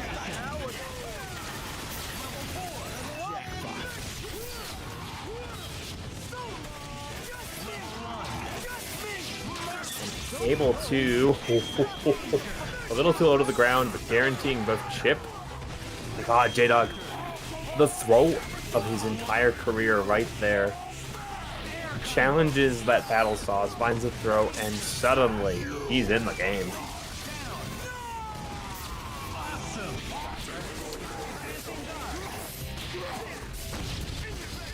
Ooh, max distance helm breaker.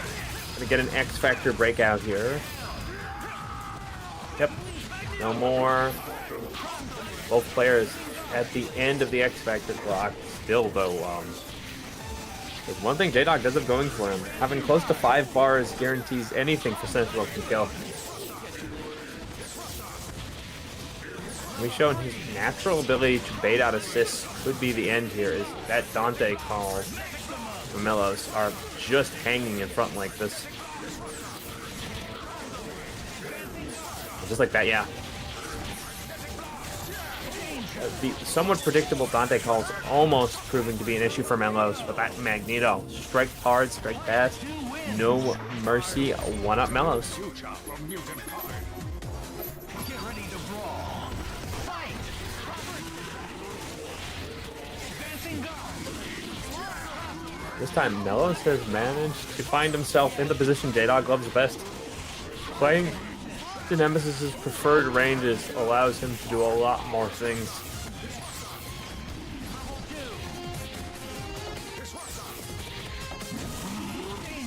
Ooh, goes to the low.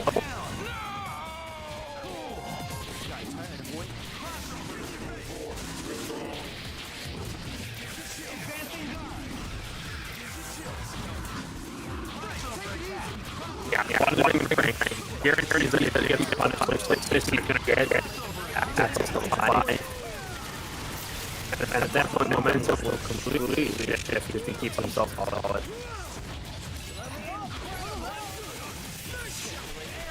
Damn, and then one more mix. That's the zombie. Where we going?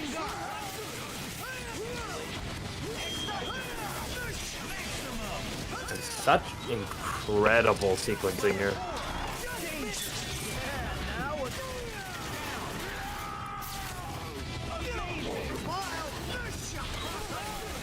Melo's just always able to leverage his Frank.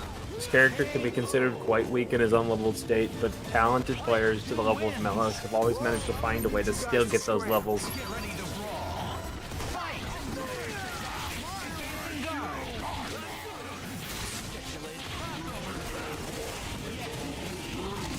Oh, great confirm off the drones here. A little bit of incredible sequencing. J-Dog always seems to position his Sentinel in places where he is never, ever vulnerable.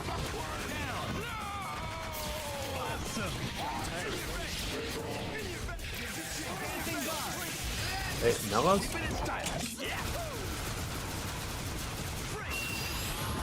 Brings in the Frank, going to go for, I assume, the X-Factor variation? Now gets it. Oh, Heartbreaker, but though turns into a confirm. Nothing phases J-Dog when he's in the groove like this. I don't think he even thought for half a second that he'd wasted his X-Factor on that. Melos going to take the most optimal route after that throw, recognizing the danger Pulse presents. Going to just spend it all. Take a good amount of his X-Factor time to do it. More than half spent, no bar available, but still, holy hell, making up for last time on a fast X-Factor. Still clutching out 2 characters before he ran out. J-Dog. Give a Sentinel bar, and he really knows what to do here.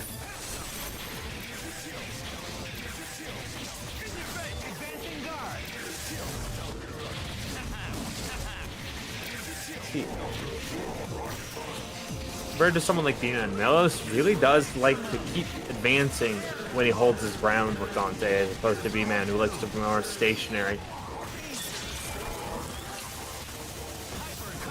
And that almost works, but J-Dog is just comfortable under intense pressure. Finally finds his first one into this set. But just like that, Mag gets the confirm, gets the drop. Something about J-Dog means that his confidence always manifests a way out of bad situations. Hits the Frank, hits unable to confirm, but hits 2 characters. Oh. Yeah, feels like a little bit betting the farm while he was still in block like that. That's going to be a large chunk of Melos' bar.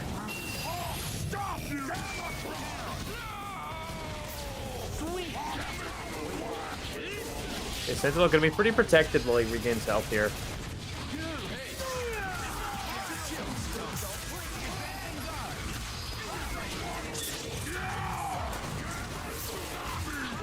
Yeah, going for jailing situations here.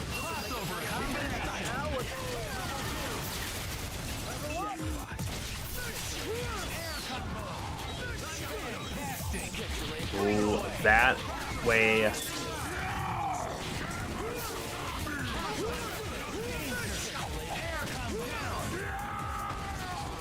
J-Dog making a lot of very calculated attempts there, ensuring they were protected with access.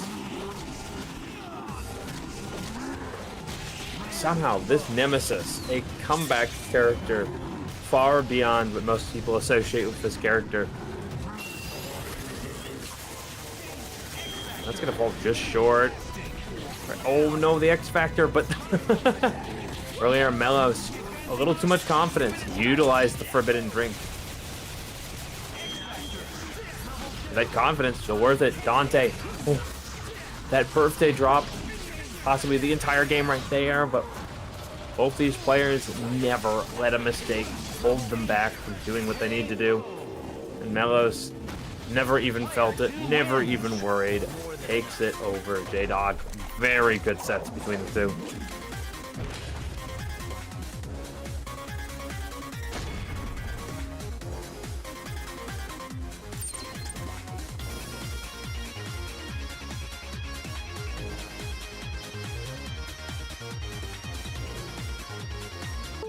It means Melos is going to go against Maru for our winner's final.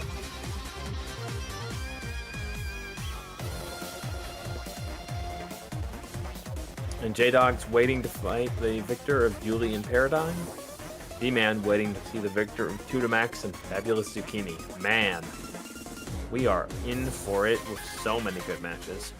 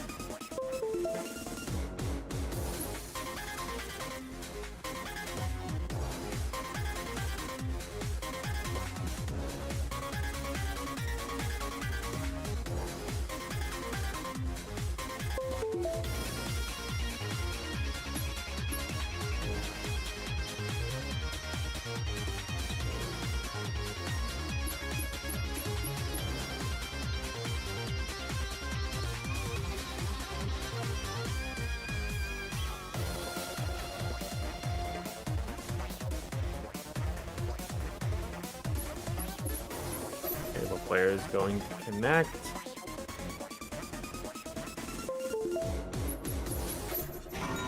Get ready to brawl. Fight!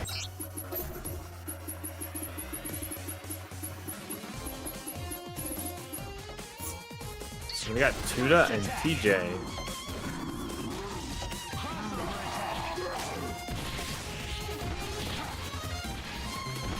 Welcome back, J-Dog.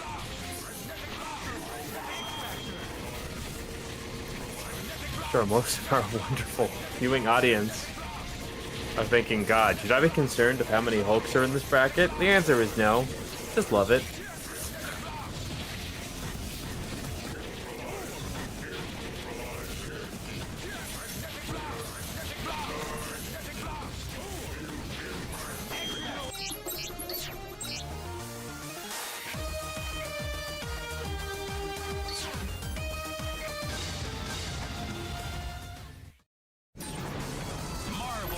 Capcom 3. That's right. The third chapter. The superheroes are all here. Who will rise to the top?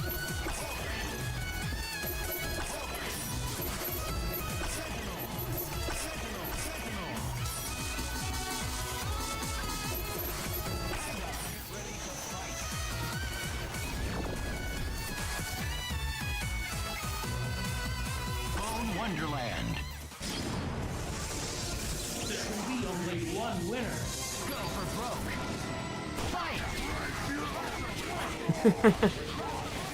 The sheer amount of quick draw-like reactions that goes into Hulk players, they will never understand. As that incredible interaction led to no connections, but now momentum going fully the way of TJ as he takes out most of the health on Sentinel and all of the Hulk. You asked me what side that was on? I couldn't tell you, but now there is almost no health. And Max is probably going to have to dig pretty deep to bring out this X Factor Nova and take out 3 heavy HP characters.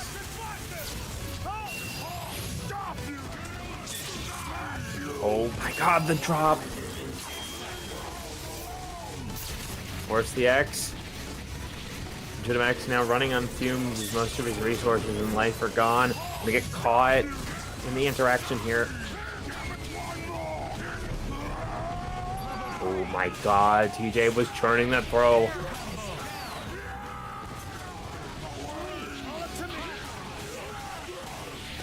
And looking into this just kind of swatting power TJ brings in. Max playing a little on his nerves right now.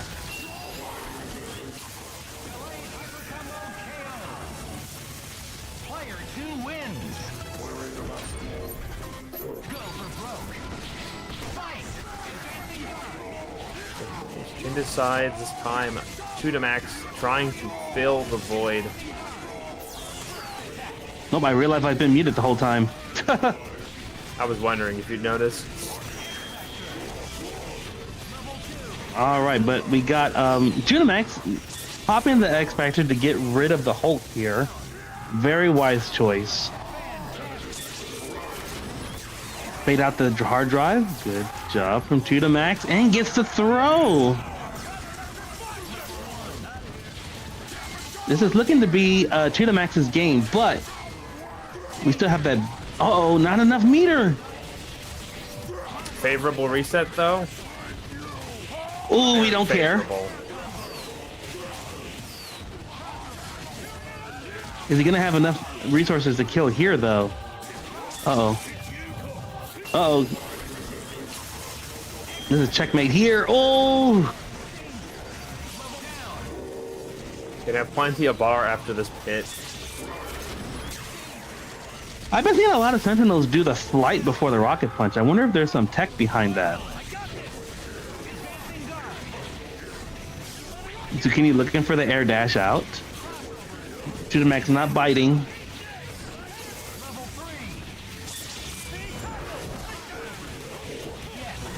Whoa! How did Hager get way over there? Somehow his ability to position his assists is just at a level that most I can't understand. Wow, good punish from Zucchini, but an even better wake up mash jab from Tunamax. Gonna take out the Sentinel here, and still sitting on 2 bars. One combo could be enough to finish off Hager. The soft drive when you get the trying for hard drive. And getting the chip damage on Hager. Priming him for the one hit, but he comes down with the headbutt.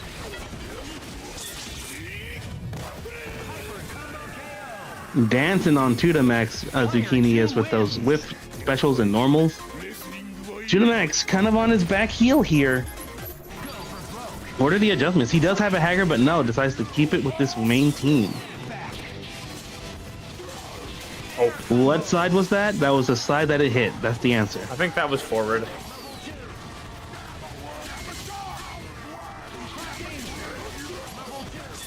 Ooh, optimal. Why does that do so much damage? We can't get out the corner, and that rocket punch helps confirm that max range stand heavy.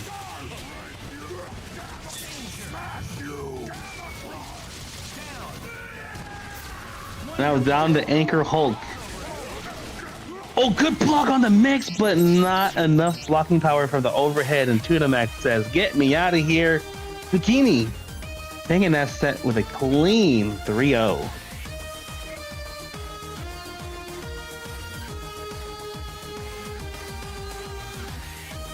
Wow. You know, you expect Hulk mirrors to be kind of like a scramble fest and all this stuff, but Zucchini has a way of approaching it to keeping it very controlled, very clean, and just not falling for the Hulk shenanigans. So good stuff to Zucchini there for that W against Tunamax here as he moves on the loser side of the bracket. Tunamax, unfortunately, gonna have to pack it up for this tussle, but there's always next week, and good showing from Tunamax.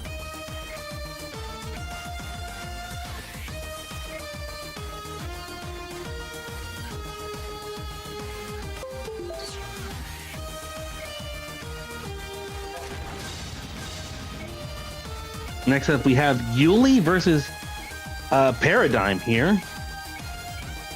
Is that, wait, am I reading that right? Looks like it. Yes, Yuli and Paradigm, yeah. Chat, who do y'all like?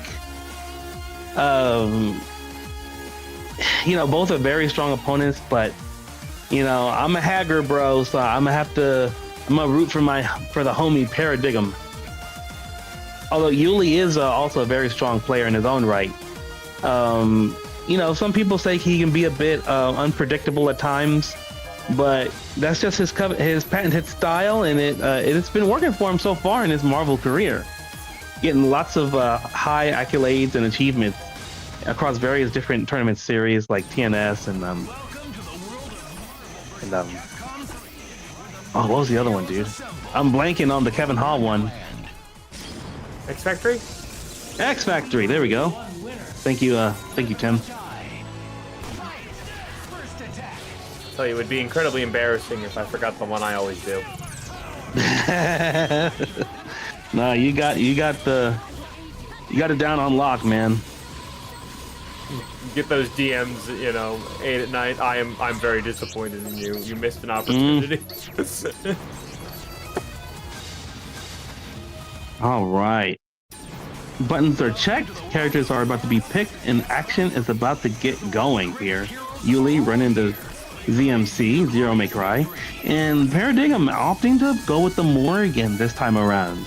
Or at least for this first game. We'll see how things go, but, for as how recent Paradigm has picked up Morgan, has actually become extremely solid and a real threat so far.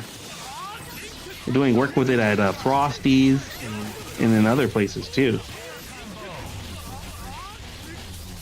Very good confirmed from Yuli from that super jump height. Right. And it's never easy to pull off. One thing that definitely gets Yuli is really well-timed Hagar assist calls can definitely take out a zero pretty reliably, but you have to find them.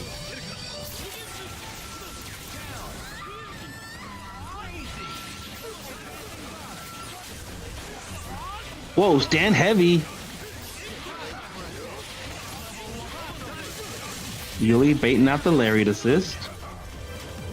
Oh, but finds himself on the other side. Missed opportunity for Paradigm, though.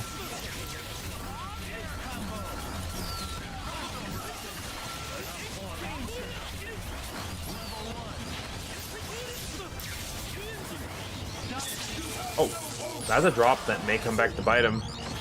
Too far. Ooh, okay, now oh, this is how it starts. You hear a bell? I don't hear a bell. I think the round is just starting. Yep.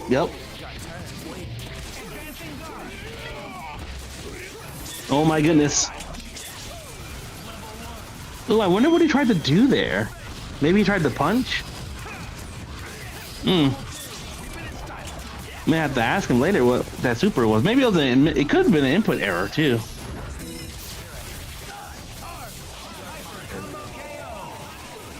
Precise. Really gonna take the first one. Definitely dig him. Starting to plant his feet.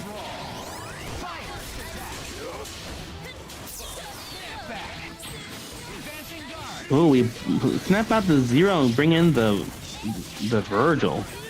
Almost confirm that. Almost confirm that. That's smart.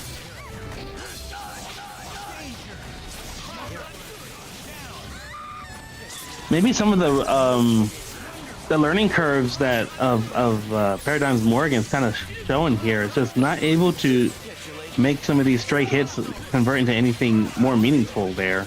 Losing the Morgan for it.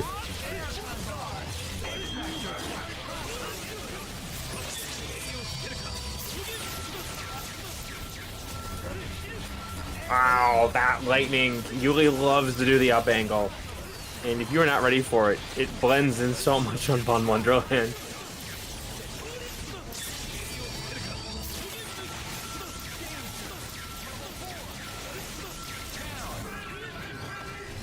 All right, down to Hagar, but this time with no X Factor on his side, so. Oh, okay, Yeah, says, respect. just get me out of here. Oh, are we gonna see? Yeah, it's effectively Mag, Cable, and Captain Commando here, but not quite the same.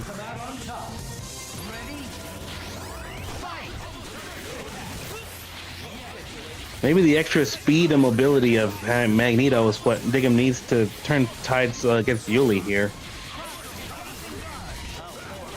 Ooh, good slide under into the daggers there, yeah?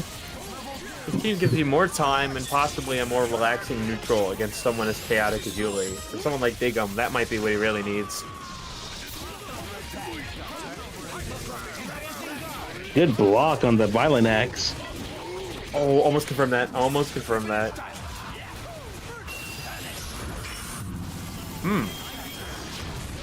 Oh, that's just a tough situation to be in, dude. Potentially gonna lose Hager for it, maybe. Infinite time.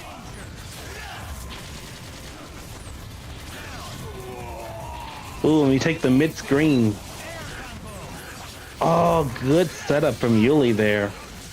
He is tapped out though, no X, and didn't have any bar either. So possibly this is the momentum change we needed to see.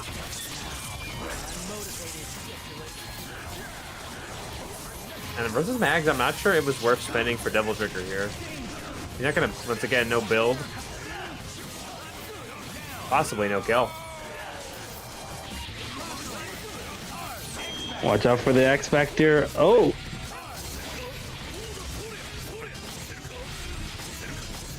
Okay, now we're just chucking some arrows, lances.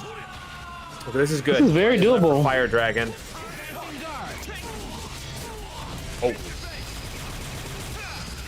The pop is incoming. Mmm. No, I would have at least liked to see the level 3, at least attempt to delay it. But Arthur might still live here. Yeah, he started a prop shredder. That was gonna scale pretty bad, about a level 3. And still has it. My goodness. Dig him staying alive here. Oh my god. Oh, couldn't get the Hyper Viper beam. I wonder why that super didn't connect. Maybe he jumped the wrong way? Very unfortunate for Dig'em there. But Yuli gonna move on 3-0.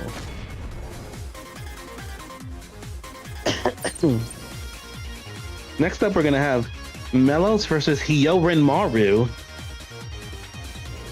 We'll see. Well, you know, and this is actually, you know, I'm not too worried about this next match when it comes to Melos versus Hyorin Maru, because he does have access to the Frank West, which has access to pretty solid, reliable anti-Phoenix tech. I guess the only thing to see here is how practiced Melo has, or I should say how practiced Melos is with that tech. Pretty sure he's up to date last I've seen. Oh, okay. He's fought a Phoenix recently? Okay. Yeah, I think I've seen him do it. The Mothman, and I think he's also done it to Prodigy somewhat recently. All right. Well, we'll see what happens. So, with that being said, then this is a pretty even match here. I would say pretty even. Nobody wants to go into Dark Phoenix, but if you have to pick a character to do it, Magneto is a pretty good choice.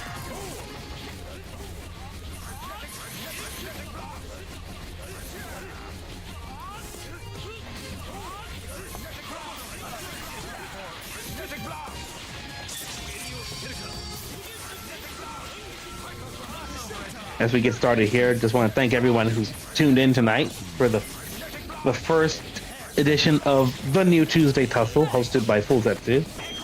If you're liking what you're seeing, please subscribe to the YouTube. Ring the bell to get the notifications. And you know, also if you're a fan of just playing Marvel in general, Zetsu does host pretty lengthy sessions here on YouTube for anybody to just come in and join and play. So yeah, definitely give him a follow, give him a subscription. So hit the subscribe button and let's support Zetsu here, who's holding it down for the community here on YouTube.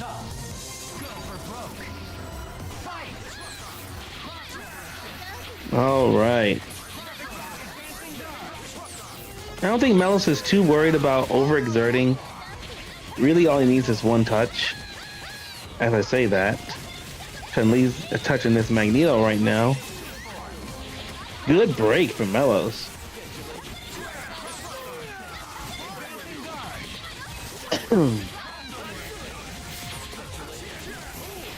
Ooh, tapped on the head.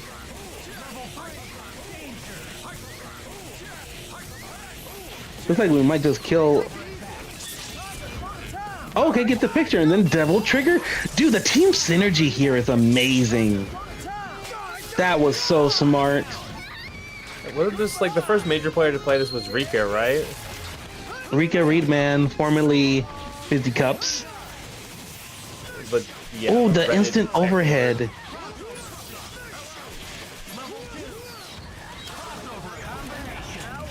This is the best situation. Not only do you have anti-Phoenix tech, but you have one of the best incoming mixes. So, What? like, you do not have to snap. You can just play in front. Okay, good stuff, good stuff. Oh my god, what's the setup gonna look like, dude? I'm so scared.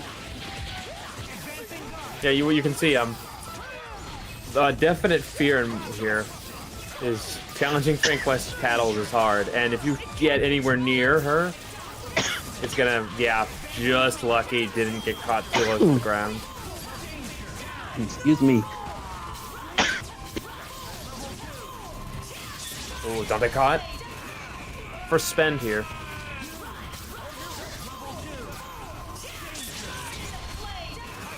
My god, that positioning was immaculate. One wins. Go for broke.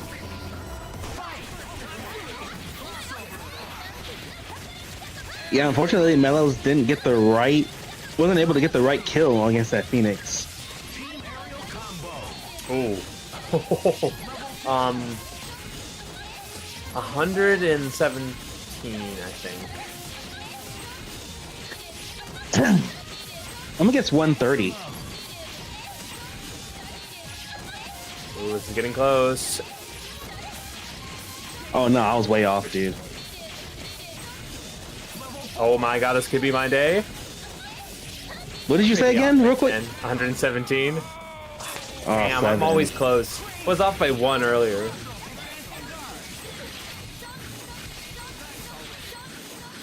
That being said, even though the Magneto is out, there's still ways to level up Frank for Mellows here.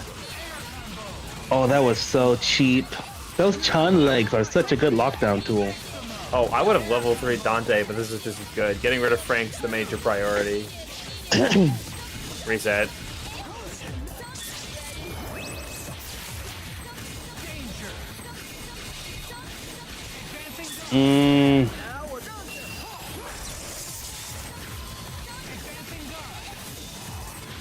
Okay, the level up Frank is dream is still alive.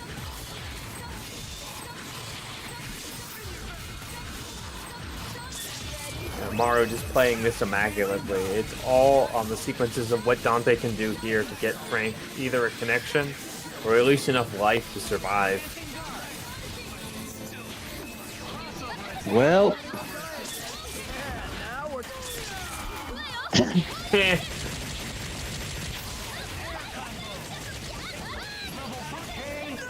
that's unfortunate.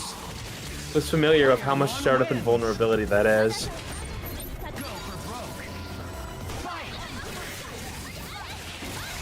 Oh, crossed up with the Phoenix assist behind. Melos was not ready for that one. I wasn't ready for it. Ooh, what's the count? I'm gonna go 110. I'm gonna go with the last one, 110. 114, I think. Oh my god, am I godlike, dude? No, I don't know, dude. Oh, we are way off. Damn, this sometimes does do more damage based on starters.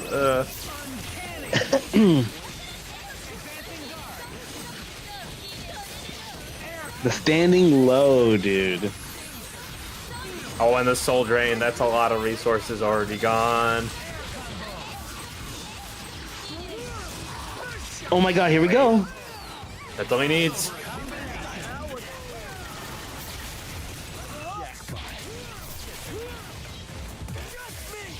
Yo, Melos is going to work.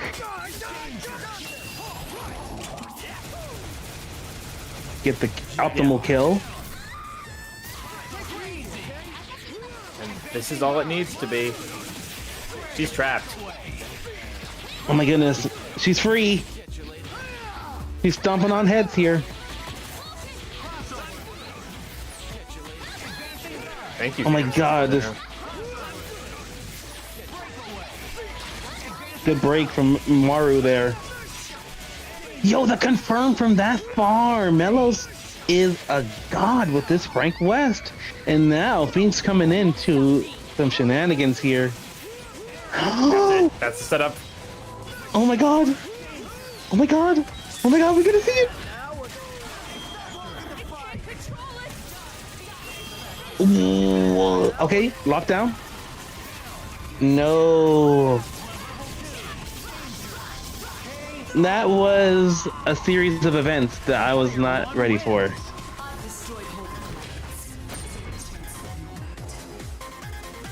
What went wrong? I didn't see the roll. Usually there's a roll there. Yeah. Damn, Melos had that, dude. He had it.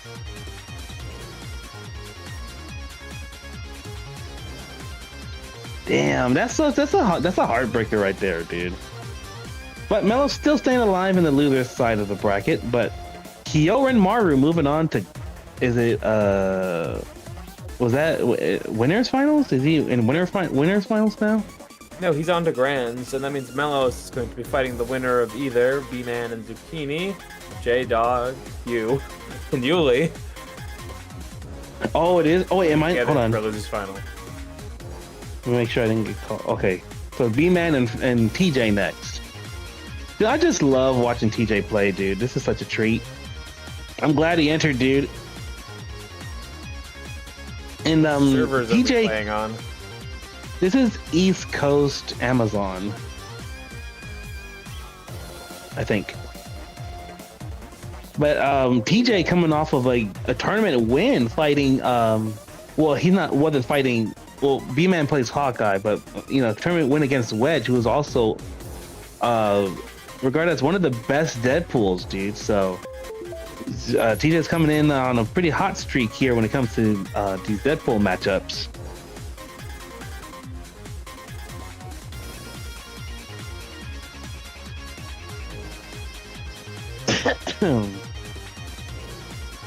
But we'll see. You know, B-Man is definitely a different beast from the times that I've seen him play. He's kind of up there with that speed and movement when it comes to Deadpool, maneuvering around the screen. I know TJ and B-Man have played before. I don't know how their sets usually go. I want to say it's even.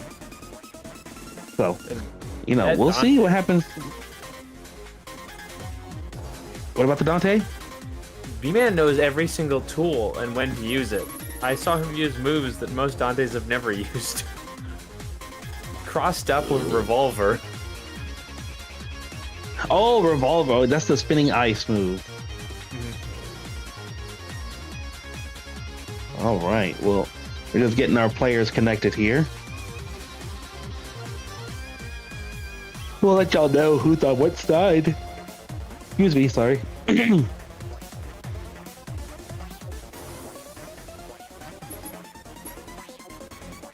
Okay, B-Man's going to be on the player one side here.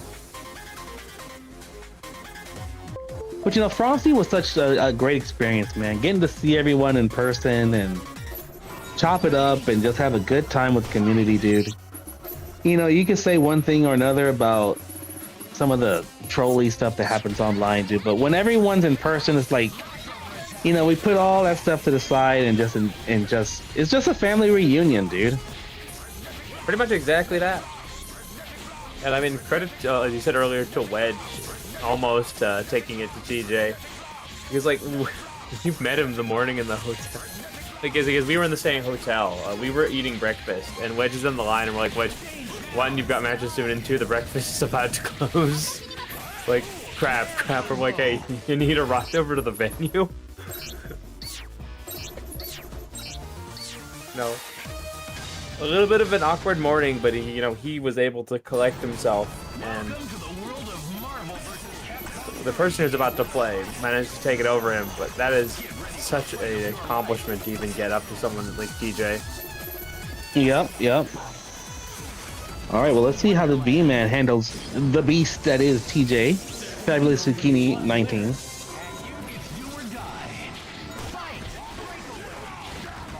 Good tech to start off, and now B-Man has his space to start getting the projectiles thrown out.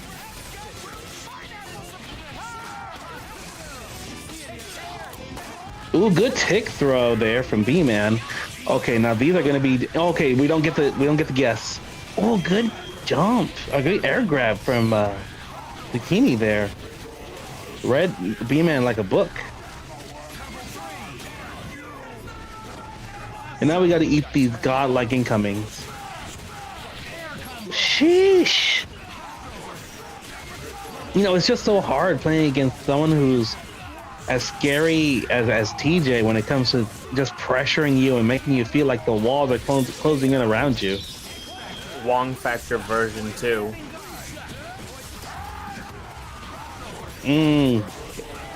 Had the hit but didn't believe of B-Man. Yeah, this is gonna be a dead Hawkeye if no drops happen. Last cannon character about to be out. Player 2 wins. It's do or die. Fight. Ooh, round start DP. Oh wow, a rare miss on the rocket punch. Was it too deep? Yep. No, maybe you just called it too late. I think it was too deep. Deadpool's a slightly smaller character body. Oh, okay. Oh, Ooh, counter hit, headbutt. Seeing some rubber ducks right now.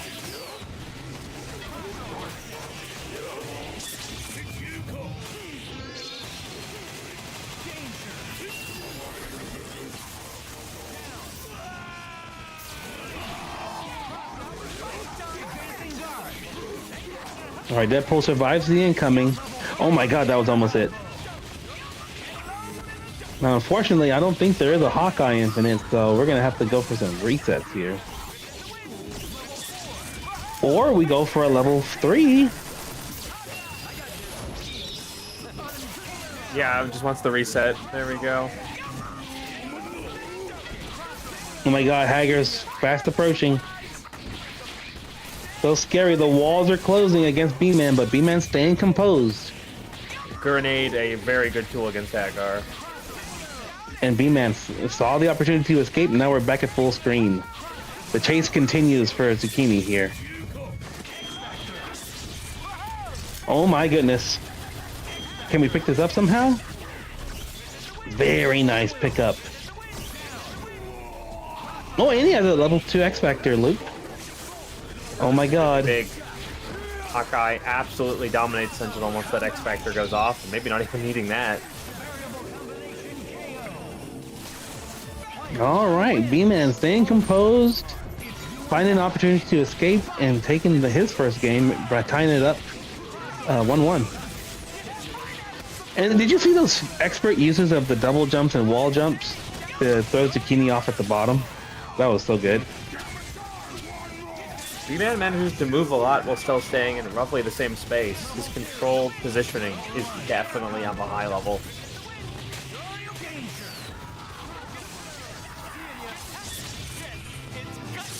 Cinematics for the incoming.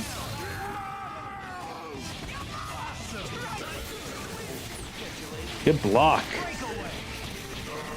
Zucchini's been having to block that all last weekend. Not able to get the punish on the hard drive, but that's alright. We still got plenty of space to work with and to chuck out some projectiles.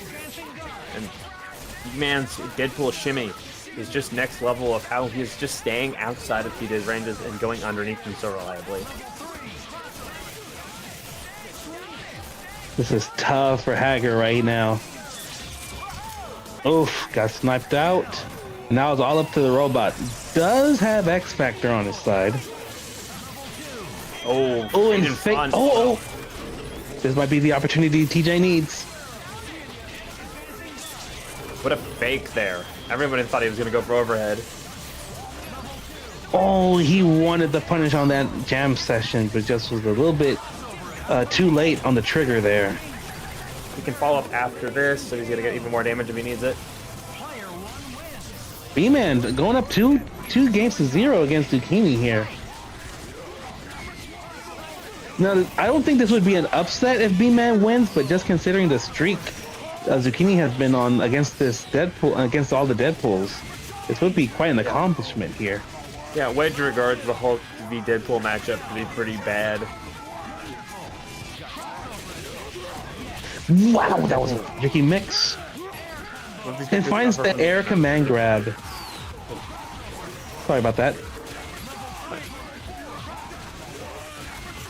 I have faith in Hawkeye, but man, is this gonna be hard. He does have that red X there. Anything's possible with that red X. But we got to get out first, and unfortunately, B-Man's not able to. Smart. Just keep it simple. I like it. Now, only one game, so B-Man can still have a little bit of mental room to breathe. Oof. But that mental room is slow. Dude, okay, dude, you're onto something with this rocket punch stuff, man. That is so weird.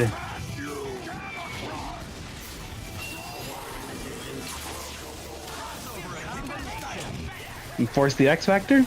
Oh no, he's just gonna take it. No meter though. Oh yeah, and completely cashed out on that. Wow. They connected, but he couldn't combo. Wow, stuffed out the end of that rocket gamma charge. We're getting a little scrambly here. Nice snipe. He has to keep full screen because once again, backdashing for Deadpool is really bad versus Hulk. Full screen again. B-Man is fantastic at reestablishing space and distance. That The was teleports. exactly the timing. He has no choice but to always teleport, so he has to be pre-buffering it for situations just like that. Getting this Hulk out of here.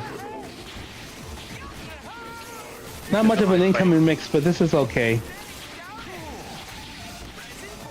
You're such a good Think about matchup, TJ's Sentinel. Yeah, I was about to say, the thing about TJ's team is that all of TJ's characters are such a huge target for Deadpool. You gotta teleport, so I hope B-Man's aware of this.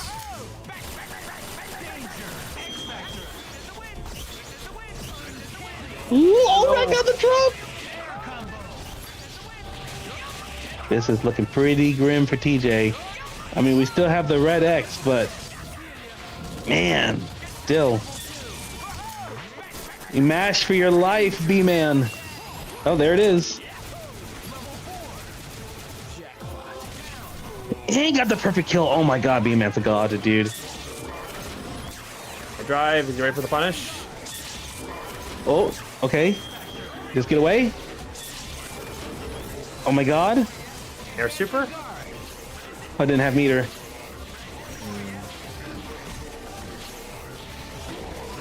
I still thought a hard drive was coming there. Oh. Oh my god.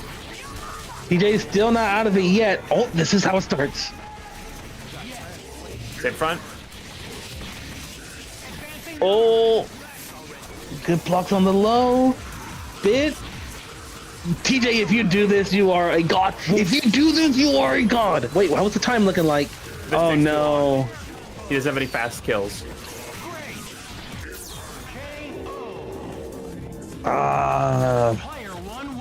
Man.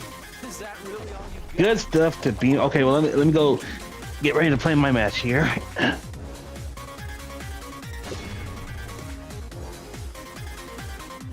Yeah, but just to B-Man. Really good match between the two of them. We saw a lot of the nuances between those teams.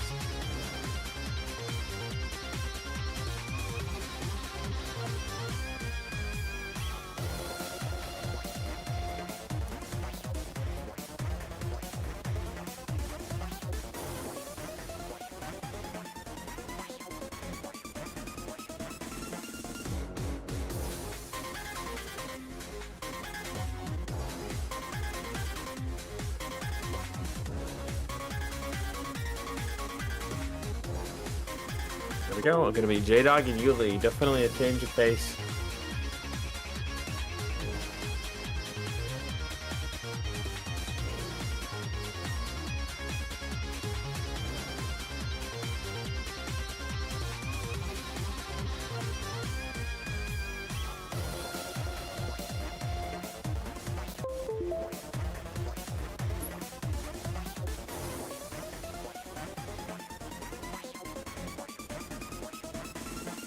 player's gonna lock in.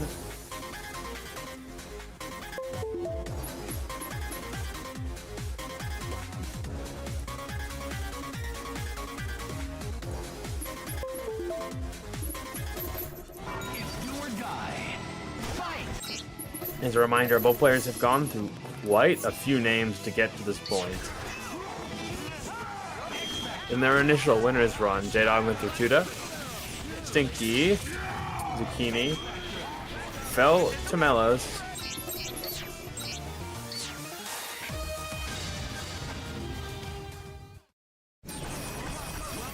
now has to do their best against The finest heroes assemble. one more button check, it looks like. Do the talking. Get ready to brawl. Fight! Meanwhile, Yuli sent to the lower bracket by Mellows after taking out LeBron James. The finest heroes assemble. Then made it all the way here through Ryan and Y. Vicious Q. Happy little Xbox. Dig 'em.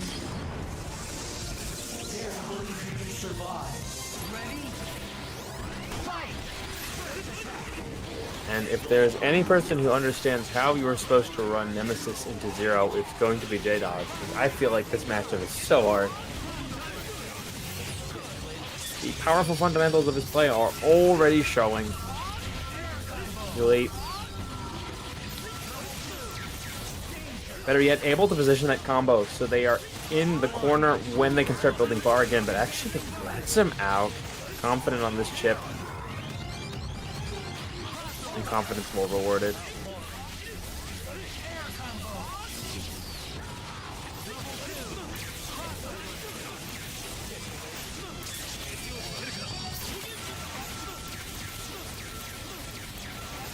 Really going for a little bit of a lower damage route. May have to go for a second spend on the bar here.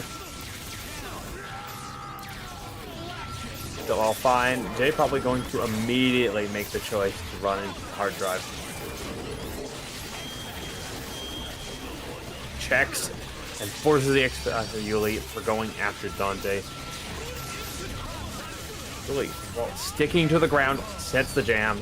Just planted his feet, able to catch that Sentinel into the reliable kill confirm he needs. And no drops here. First one, Yuli. Player one wins.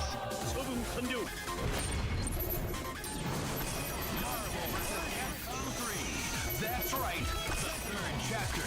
The superheroes are all here. Oh, J-Dog swapping to the traditional. Putting the Nemesis at home. And instantly, over the head, kicks up off of the Lariat assist. We've certainly seen it a lot tonight, but that is because it is so effective. The Team Hyper and big body first casualty.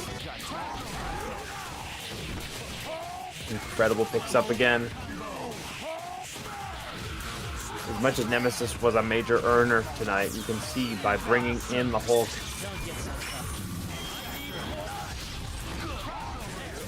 J-Dog able to just push his offense to a much higher and faster degree. Okay, Yuli almost out of X.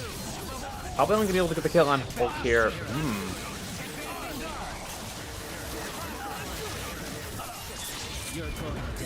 Definitely a very expensive action here, but J-Dog's amazing block, turning this into an advantage situation for himself. Still has his X, but not gonna have Sentinel.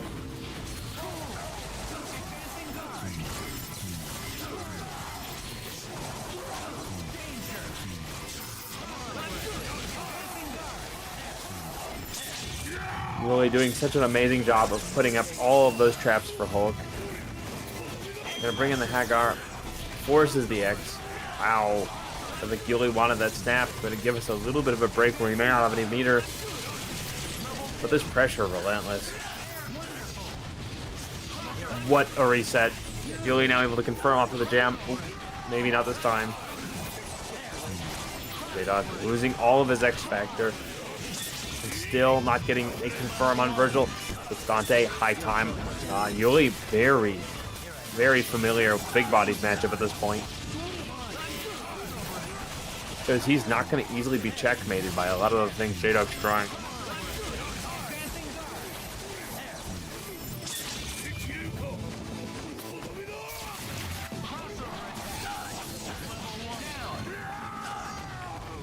J-Dog tried to get a little bit more life out for that opportunity, but not working the way he wanted. And that's 2 up for Yuli.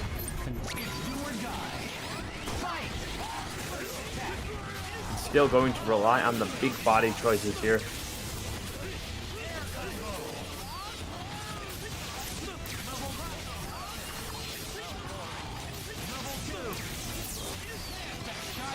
Yuli goes again for the snipe and snap.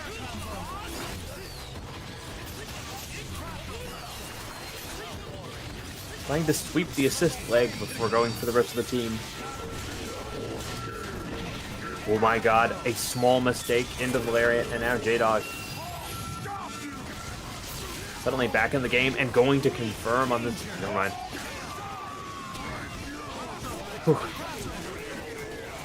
Keeps it tight despite that, able to pick up the assist.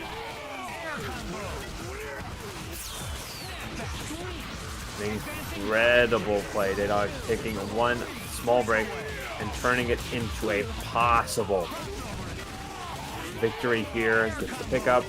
You see the X, or do they have a consistent kill without it?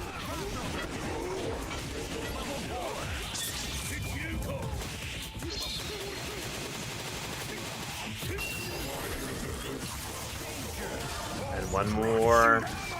Crush gonna finish it. Wow. Little blessings can lead to big comebacks as not afraid of anything. They're not going to put himself on the board. Player 2 wins. It's do or die. Fight!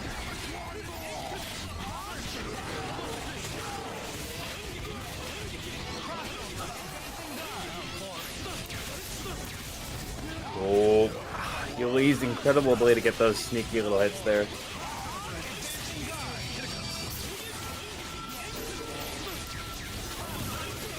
Oh, it should be 2 Yuli, 1 J-Dog.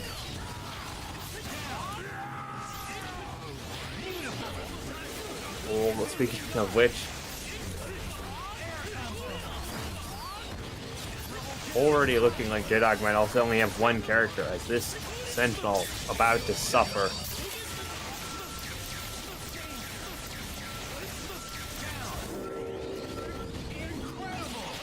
Right, backdrop hero coming in. In Hagar we trust, rely on the mayor, but it's not going to be easy.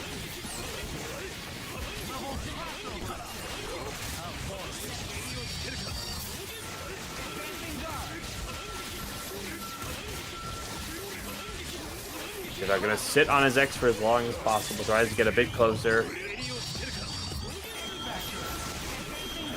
And has to let it rip. But ooh. Yuli hedges their bets and punches their ticket.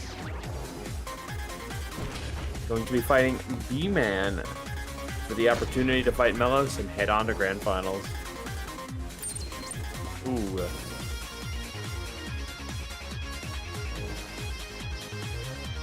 The audio has suddenly gotten bad.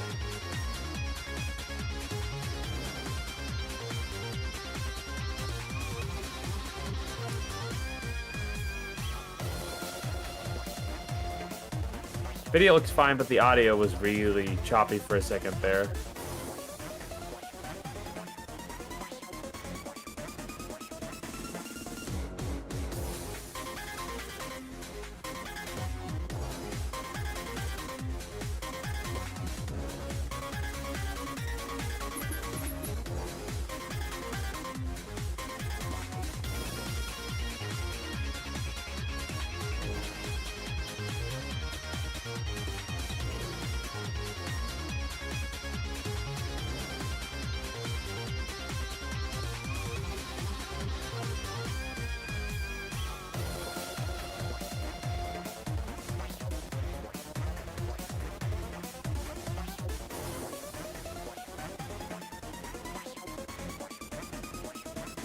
That means coming up next.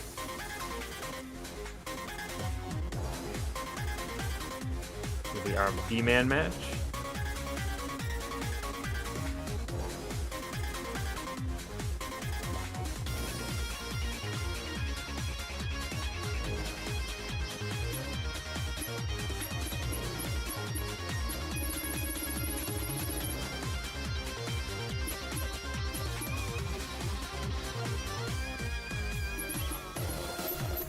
It's do or die.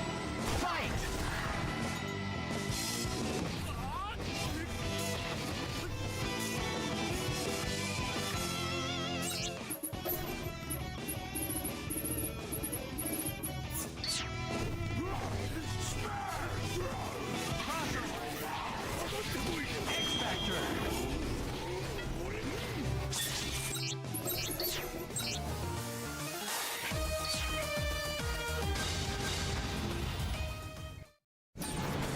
Welcome to the world of Marvel vs. Capcom 3.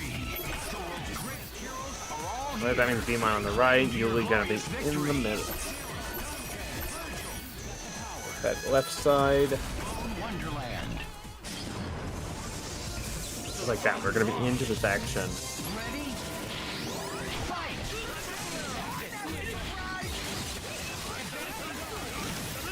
Definitely a change of pace for the Hulk. B-Man really does have the ability, if he can stay on top of the Zero, to put his presence known, specifically in his incoming. Three characters very susceptible to them. However, getting past the Zero is always the first and difficult phases. You can see Yuli very good at shifting his position and keeping himself from being cornered. The time you think you get him, he's so nimble at getting out and using lightning or other things to take that and turning it back around on you.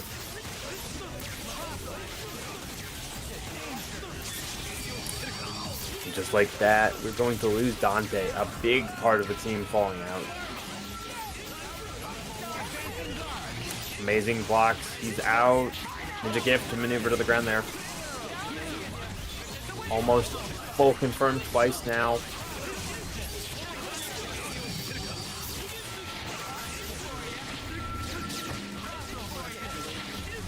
Playing super careful here. Wow. Cannot believe he got the snap in. Just like that.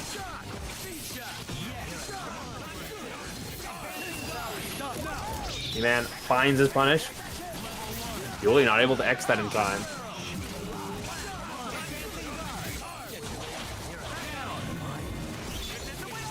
Wow. B-Man's patience, B-Man's ability to read situations, managed to get out of all of that pressure, and now clear skies ahead. Finds the reset. He's got poison on him too, so this is an easy little kill here. Wow. Expecting no ability to punish without Dante. Yuli just not prepared when B-Man goes for the stay in front.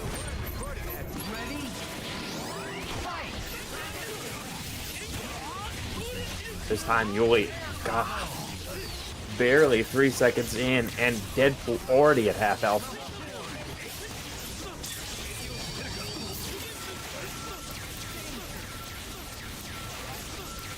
This time, I do not think he's going to get Deadpool. More chances with that gone. Dante soon to follow.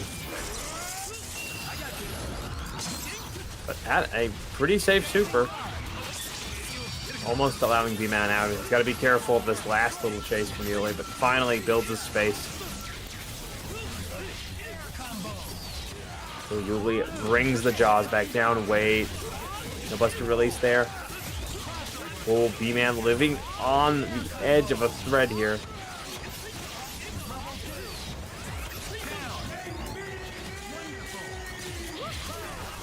Okay, all up to the Dante. No chance to escape.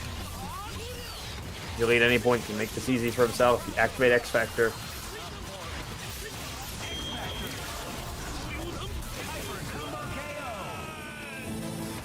Player one wins. That goes well to Yuli here. Every time we see Sugemu instantly recognizing that he doesn't want Deadpool to have any opportunity to play, so he is more than willing to put all of his resources quickly into that choice of play. And now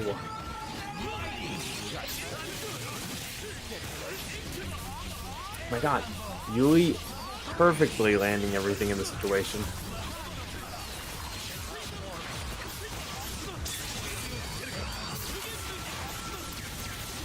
B-Man's presence of mind of Hawkeye is very good. We're going to put it to the edge of the sword to see if he gets out. And not this time. All things go well. Yui about to take another victory in the set.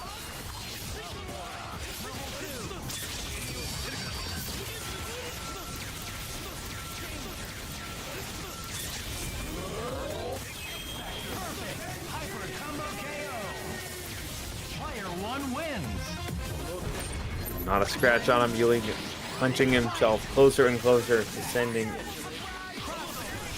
like the Mellows. But in the meantime, B-Man still another chance, but Deadpool doesn't look like he's going to get an opportunity to play. Wait, I lied. As he finds that smallest sliver of hope and able, once he's got position, to show how impressive his Deadpool is. He sets his teleports and claims the corner.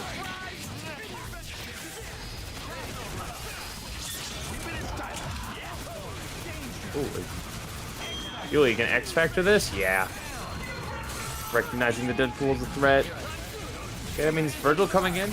Less than half X. And no bar at the time, but my god, Yui's confidence paying him off.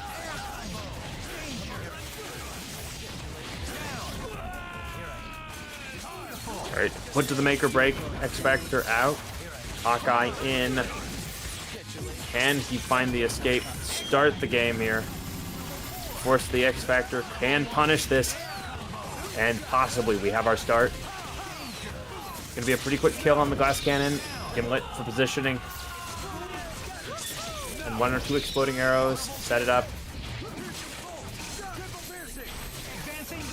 And this could be a very favorable game for B-Man. Oh. And Gimlet. The impeccable Hawkeye. The OG still running the character. Well, as B-Man one more chance, one more game. And if he can take this, it will be him, not Yuli. Both players now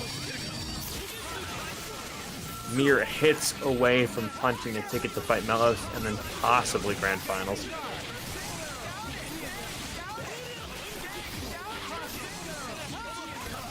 And B-Man looking revitalized with that comeback. Ooh, finally gets tagged with Deadpool, but he built a lot of bar and did a good amount of damage.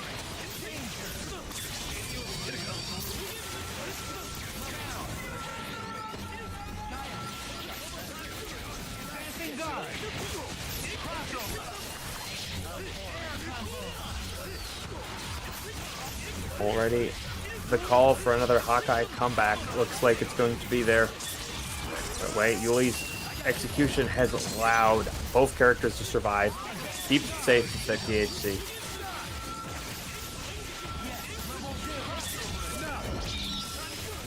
Gimlet interrupt. Doesn't get punished by the jam session, but caught by the lightning.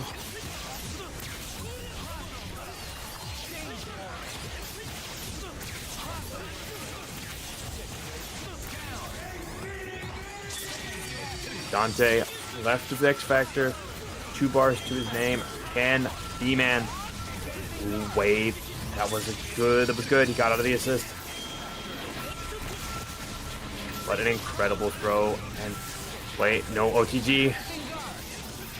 Somehow B-Man has found an opportunity. One chance, and Yuli, the offense never ends.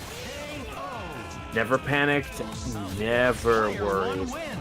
Going to take a run back against Mellows with B-Man exiting gracefully just before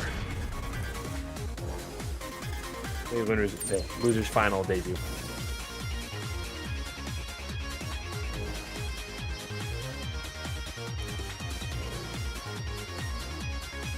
That means bring on Melos. Bring it on. One more match before we get to see who takes it tomorrow for Grand Finals.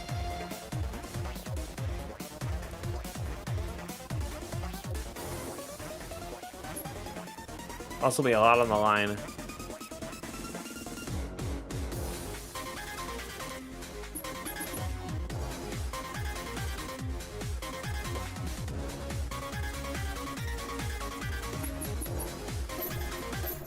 Ready? Fight!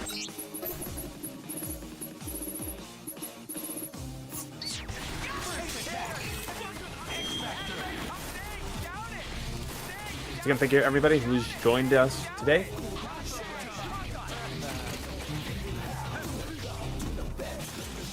Please be sure to check our Discord so you too can participate in these events, as well as look at our other options. We'll be moving on to 2XKO tomorrow, I believe.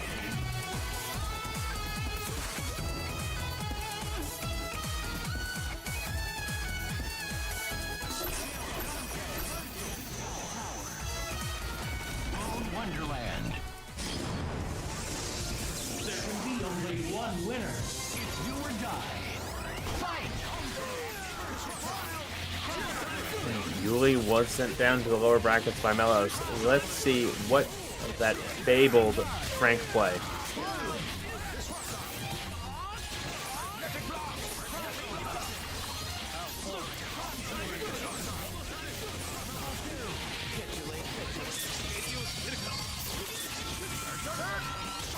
Ooh, challenging meter to meter.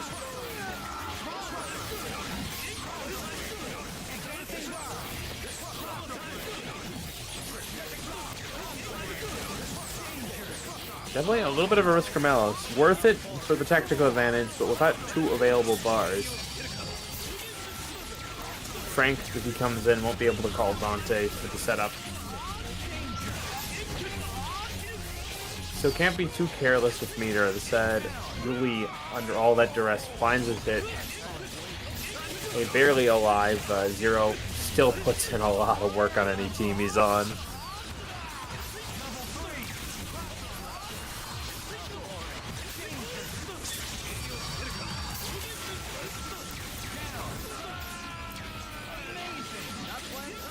Now, Frank all on his own, the worst possible situation.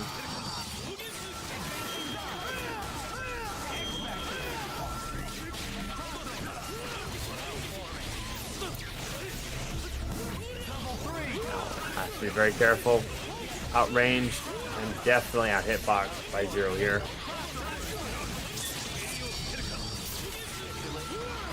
Really, the only easy possibility here is if Yuli is careless with those assist calls.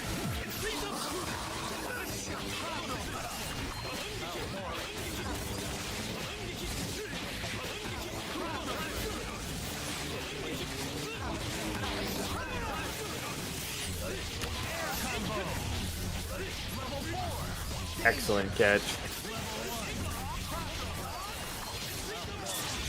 Things feeling a bit different. First one taken by Yuli. Player one wins. It's do or die. Fight! Instant into Sugemu, and wow, round start confirmed. Yuli take it to the corner.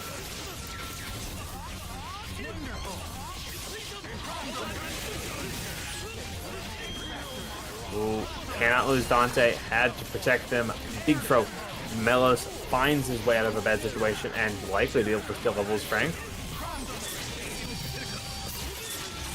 Shockwave has to do it. And that's going to be the end of both X Factor and Magneto.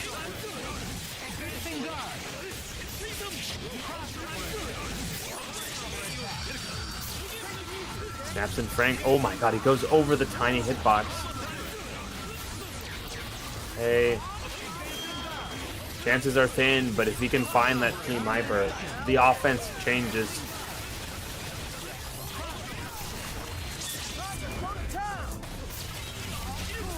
Oh no, he got the wrong character. Because it hit the other one. The camera didn't pick up Zero. Still one more chance though.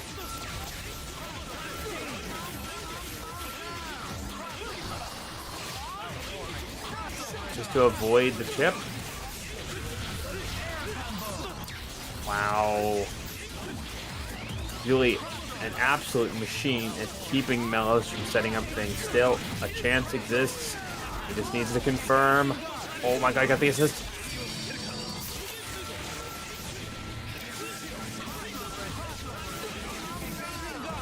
Frank, he does have 2 bars. And yeah, Yuli slowing it down, recognizing the desperation here.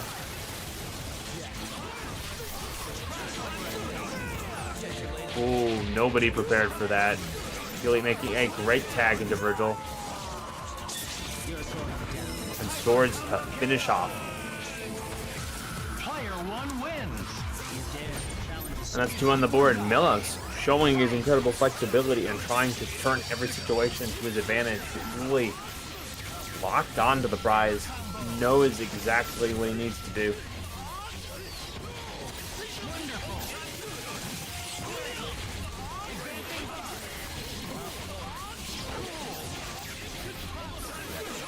Playing a lot of denial here. Oh. Punishing on the Dante, just like any other team. Taking out the assist could definitely make the offense crumble.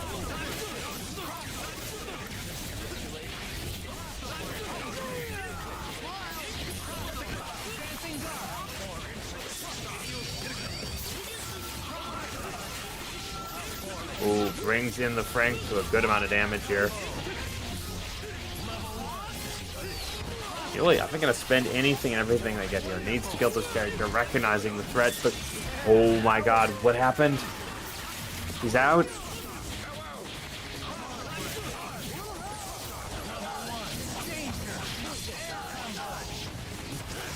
But that's all Yuli needed. Finishes off the character.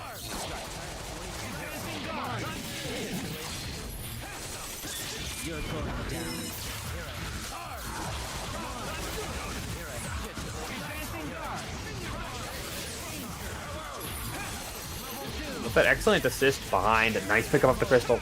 Excellent assist from Magneto behind. Dante actually becomes a very good teleport character. Finally able to use a lot of his tools because of how quick that pressure comes off the beam. The Magneto recognizes the chip out.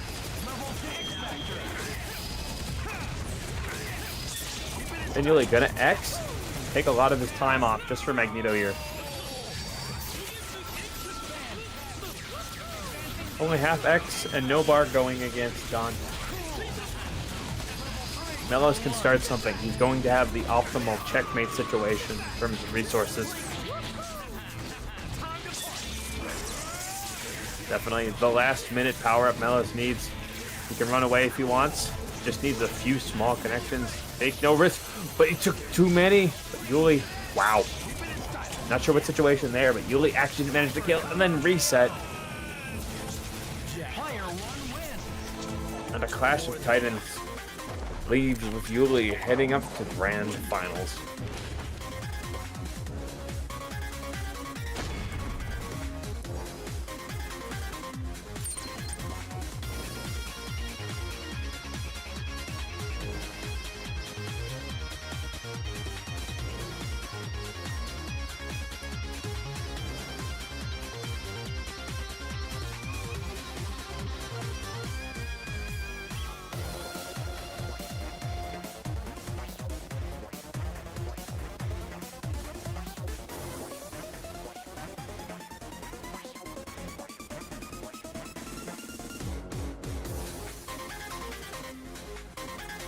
Soon as we get both players logged in, we'll be moving to the epic confrontation.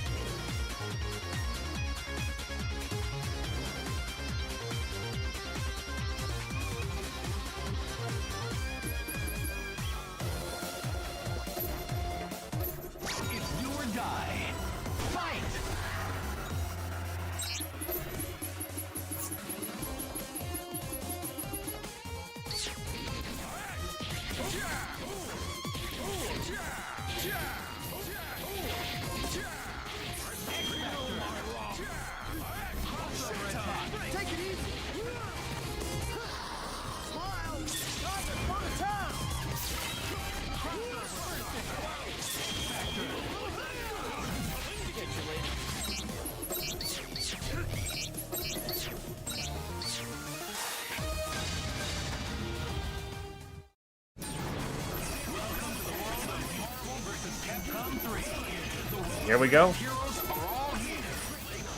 Maru definitely had a bit of time to catch his breath and hydrate, but now it's time to cook.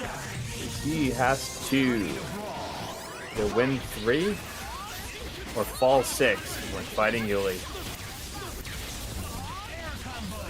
Definitely that look you want. A quick and decisive hit versus a Phoenix player means you'll have plenty of time for the snap.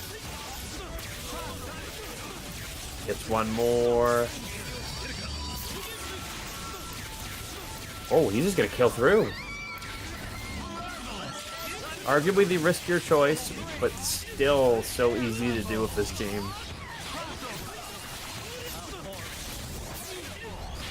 Oh, the snap drop. Now things become a lot riskier.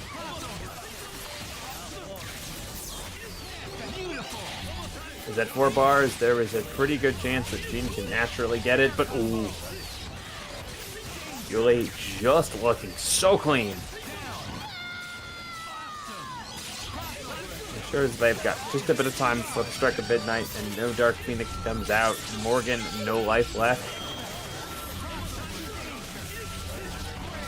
God, Yuli, just everything connecting.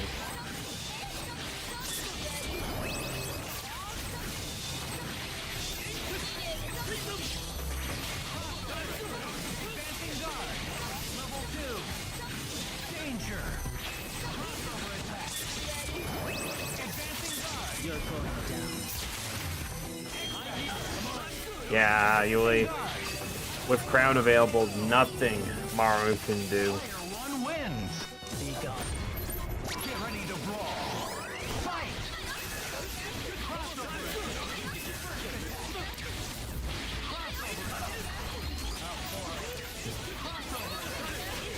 And observationally, Yuli very well practiced against the Phoenix matchup. Maru himself having fought quite a bit against the Zero matchup. Definitely not going to let this shake him. A lot of matches on his side to figure out anything he needs to. And patience and being level-headed, such a key part of being a Phoenix Morgan player. Already not taking a single hit and finds himself to 5. Things looking really great for Maru. Oh, probably didn't want to snap like that, but the question is Yuli going to keep spending bar because I certainly can't snap anymore. Still wants to take the Phoenix first.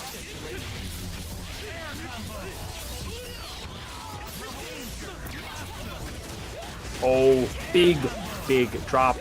Phoenix, another character with a very small hitbox.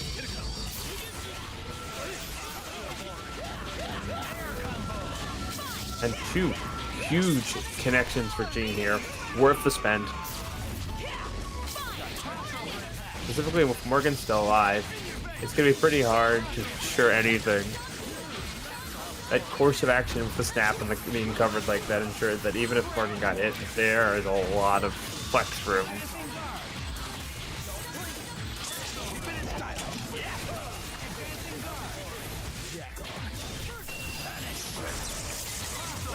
Anyways, Maru immediately bringing in Morgan, and his primary point is I think very much a bait to try and get Virgil to spend resources against her, possibly even X.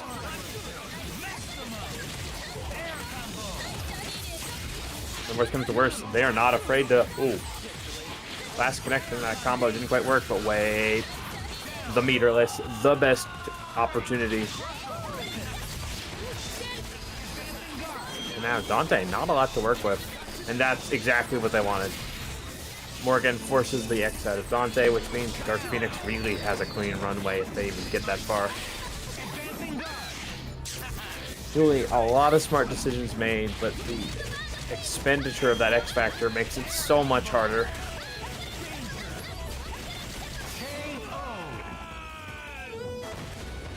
Precisely 10 seconds on the clock, Maru, 2 characters up, takes out Yuli for his first one on the board.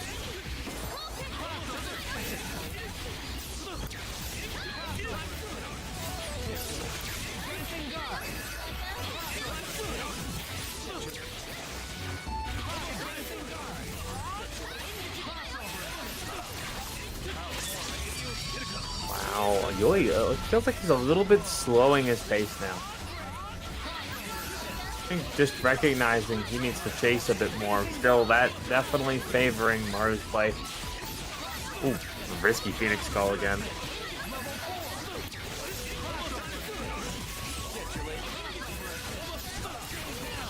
And finds the 5 just as he loses Chun-Li, it looks like. Yep, almost guaranteed 5. Not many opportunities for snap.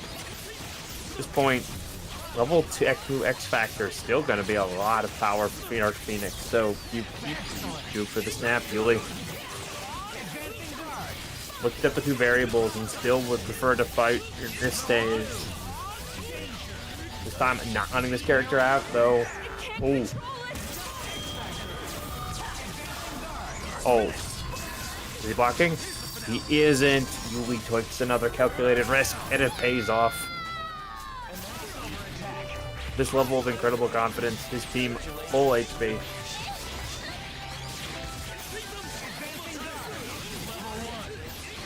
Yuli really feeling very unstoppable right now. No X Factor, no bar. What can Maru do here?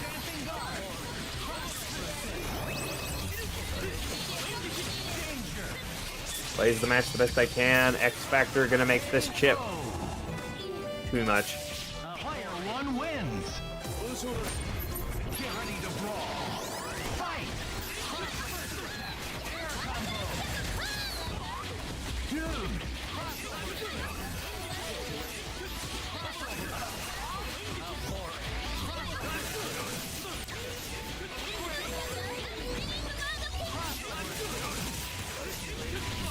Ooh, big catch on the spitting bird. And this is a very good point to snap now. Maru tried his hardest to get past that.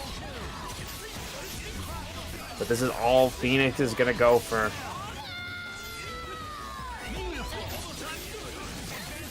Really looking like he's going to get this reset, and he's going to get it quick.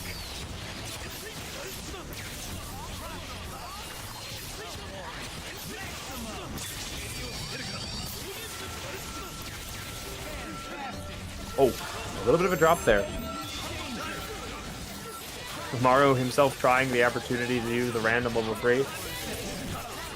Wow, that Fuzzy absolutely getting himself out of the pressure. Tried to use the low profile of that jab. And X Factor Chun-Li. Definitely a character that gets a lot of power in X, but the hit sometimes a little hard to utilize well in it.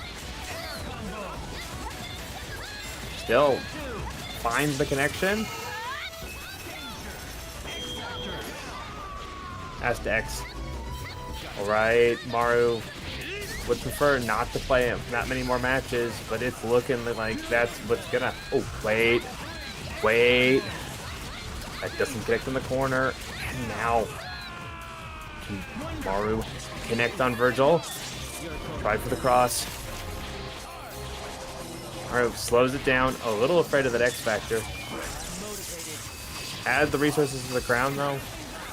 Wait, Maru's still out. Somebody's fast enough. She can potentially evade, but wow. Yuli landing his feet. Finds a reset. Looks like A new title has been unlocked.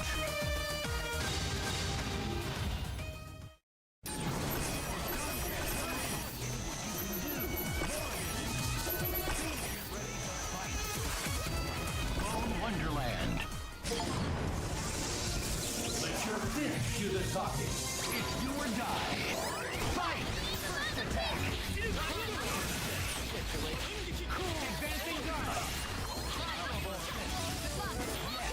Now let's see. I mean, Maru definitely had the stamina for these things, but just really Yuli felt overwhelming in terms of the zero game here.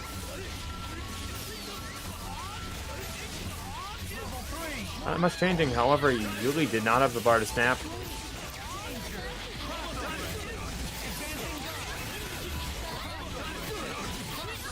Ooh, we're really close to that 5. Oh, does tag Phoenix, but if you don't kill her and you're this close to 5, it's okay. Maru getting a little bit of advantage here. Yuli is out of X and out of bar as well.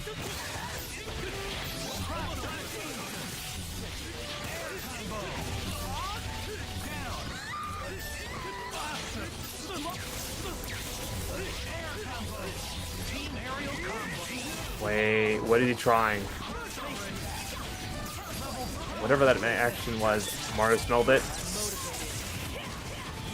And a big connect.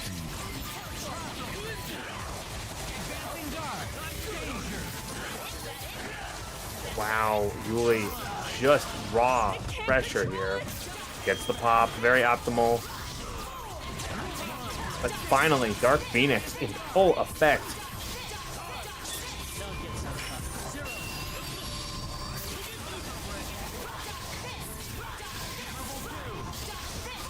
And this is only favorable if Dante can find a hit, because mix-up cross either going to chip or kill here. And Zero, what can you do? Dark Phoenix finally to her full potential, taking one all for the team.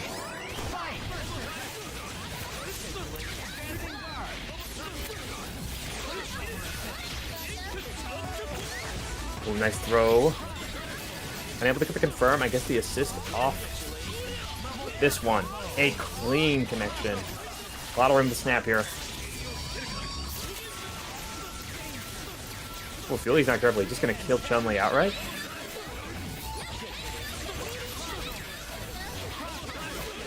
Not sure exactly where that little bit of routing glitch came in. But his character manages to live and find a decent amount of meter more. Insta-connector Morgan realizes the amount of time they're going to have to get Jean very low. Oh! Another execution error from Yuli. Keeps his character alive and guarantees a lot of Maru's plans under this pressure.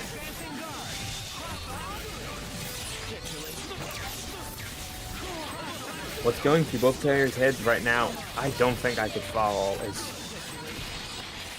Maru, confident in the Phoenix behind, is trying to take out a character at least. And I wonder, Yuli just not saving bar.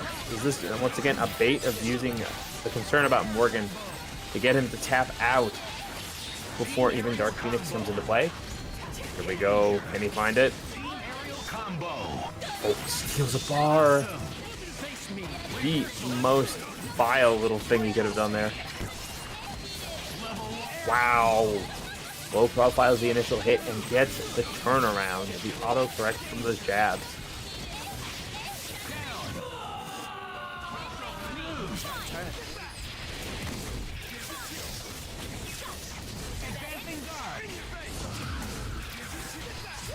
And opting to play the Phoenix into the Dante.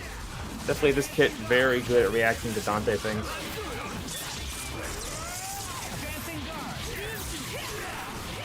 Overdrive, picks up off the S.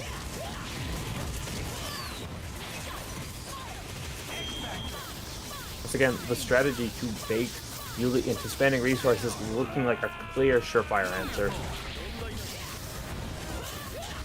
And easy peasy 50-50. That's 2 on the board for Maru.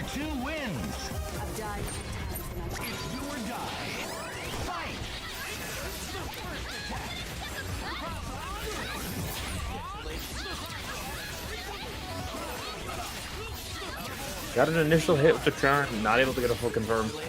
Still, at least means Maru's game plan starting out pretty well here.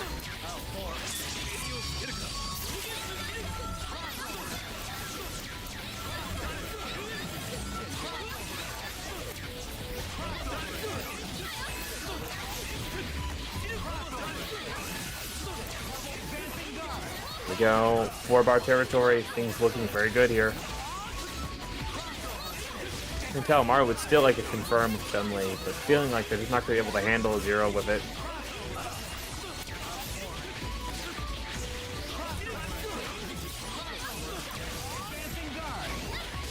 Okay, finds himself in safe territory.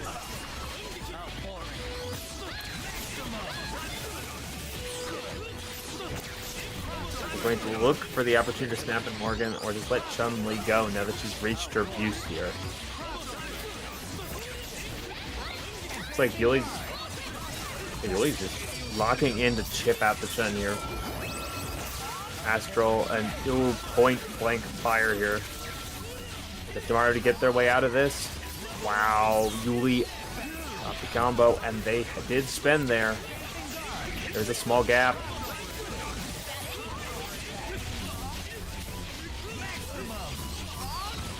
Still sacrifices the Morgan here. Guarantee. Oh, still snapping her.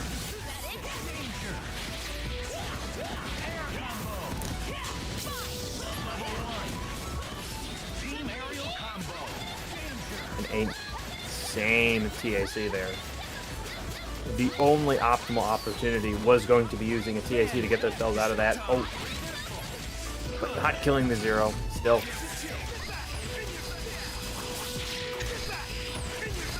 Either Yuli is going to keep spending to snap, or he's going to actually start killing characters and playing into Maru's plans. Either way. Okay, needed the zero in.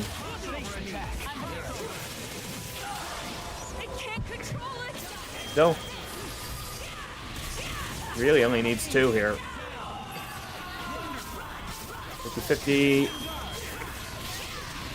Oh, kind of an overspend on Donker here. Also, 11 seconds of the clock. Yuli,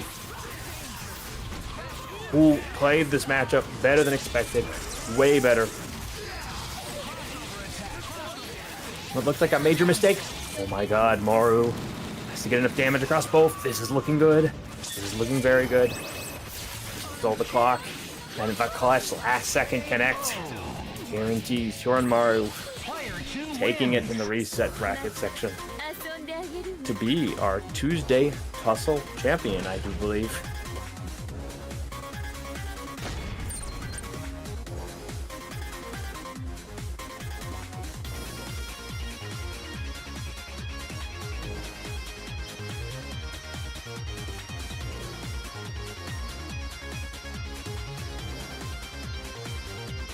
Thank you everyone who stuck around with us for this wonderful Tuesday Tussle number 1.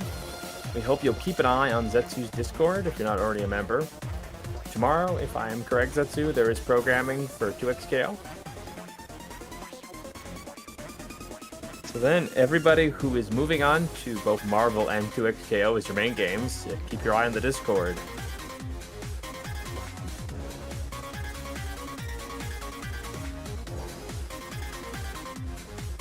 Once again, congratulations to Maru for taking it over Yuli. That was one hell of a set. Hope everybody is going to have a good night. Anything else, Zetsu?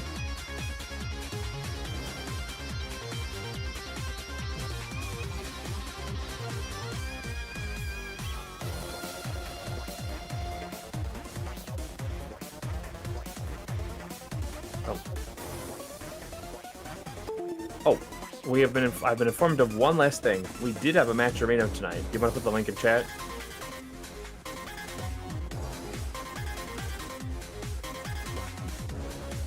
Then before you head out, consider claiming those last few codes in the match arena. Oh, no codes?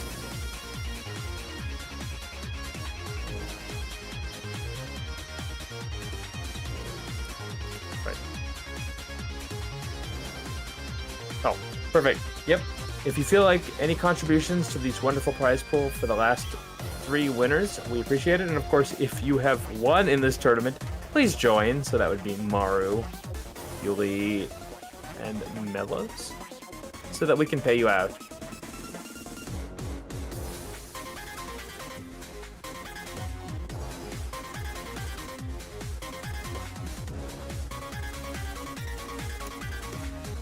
Anything else?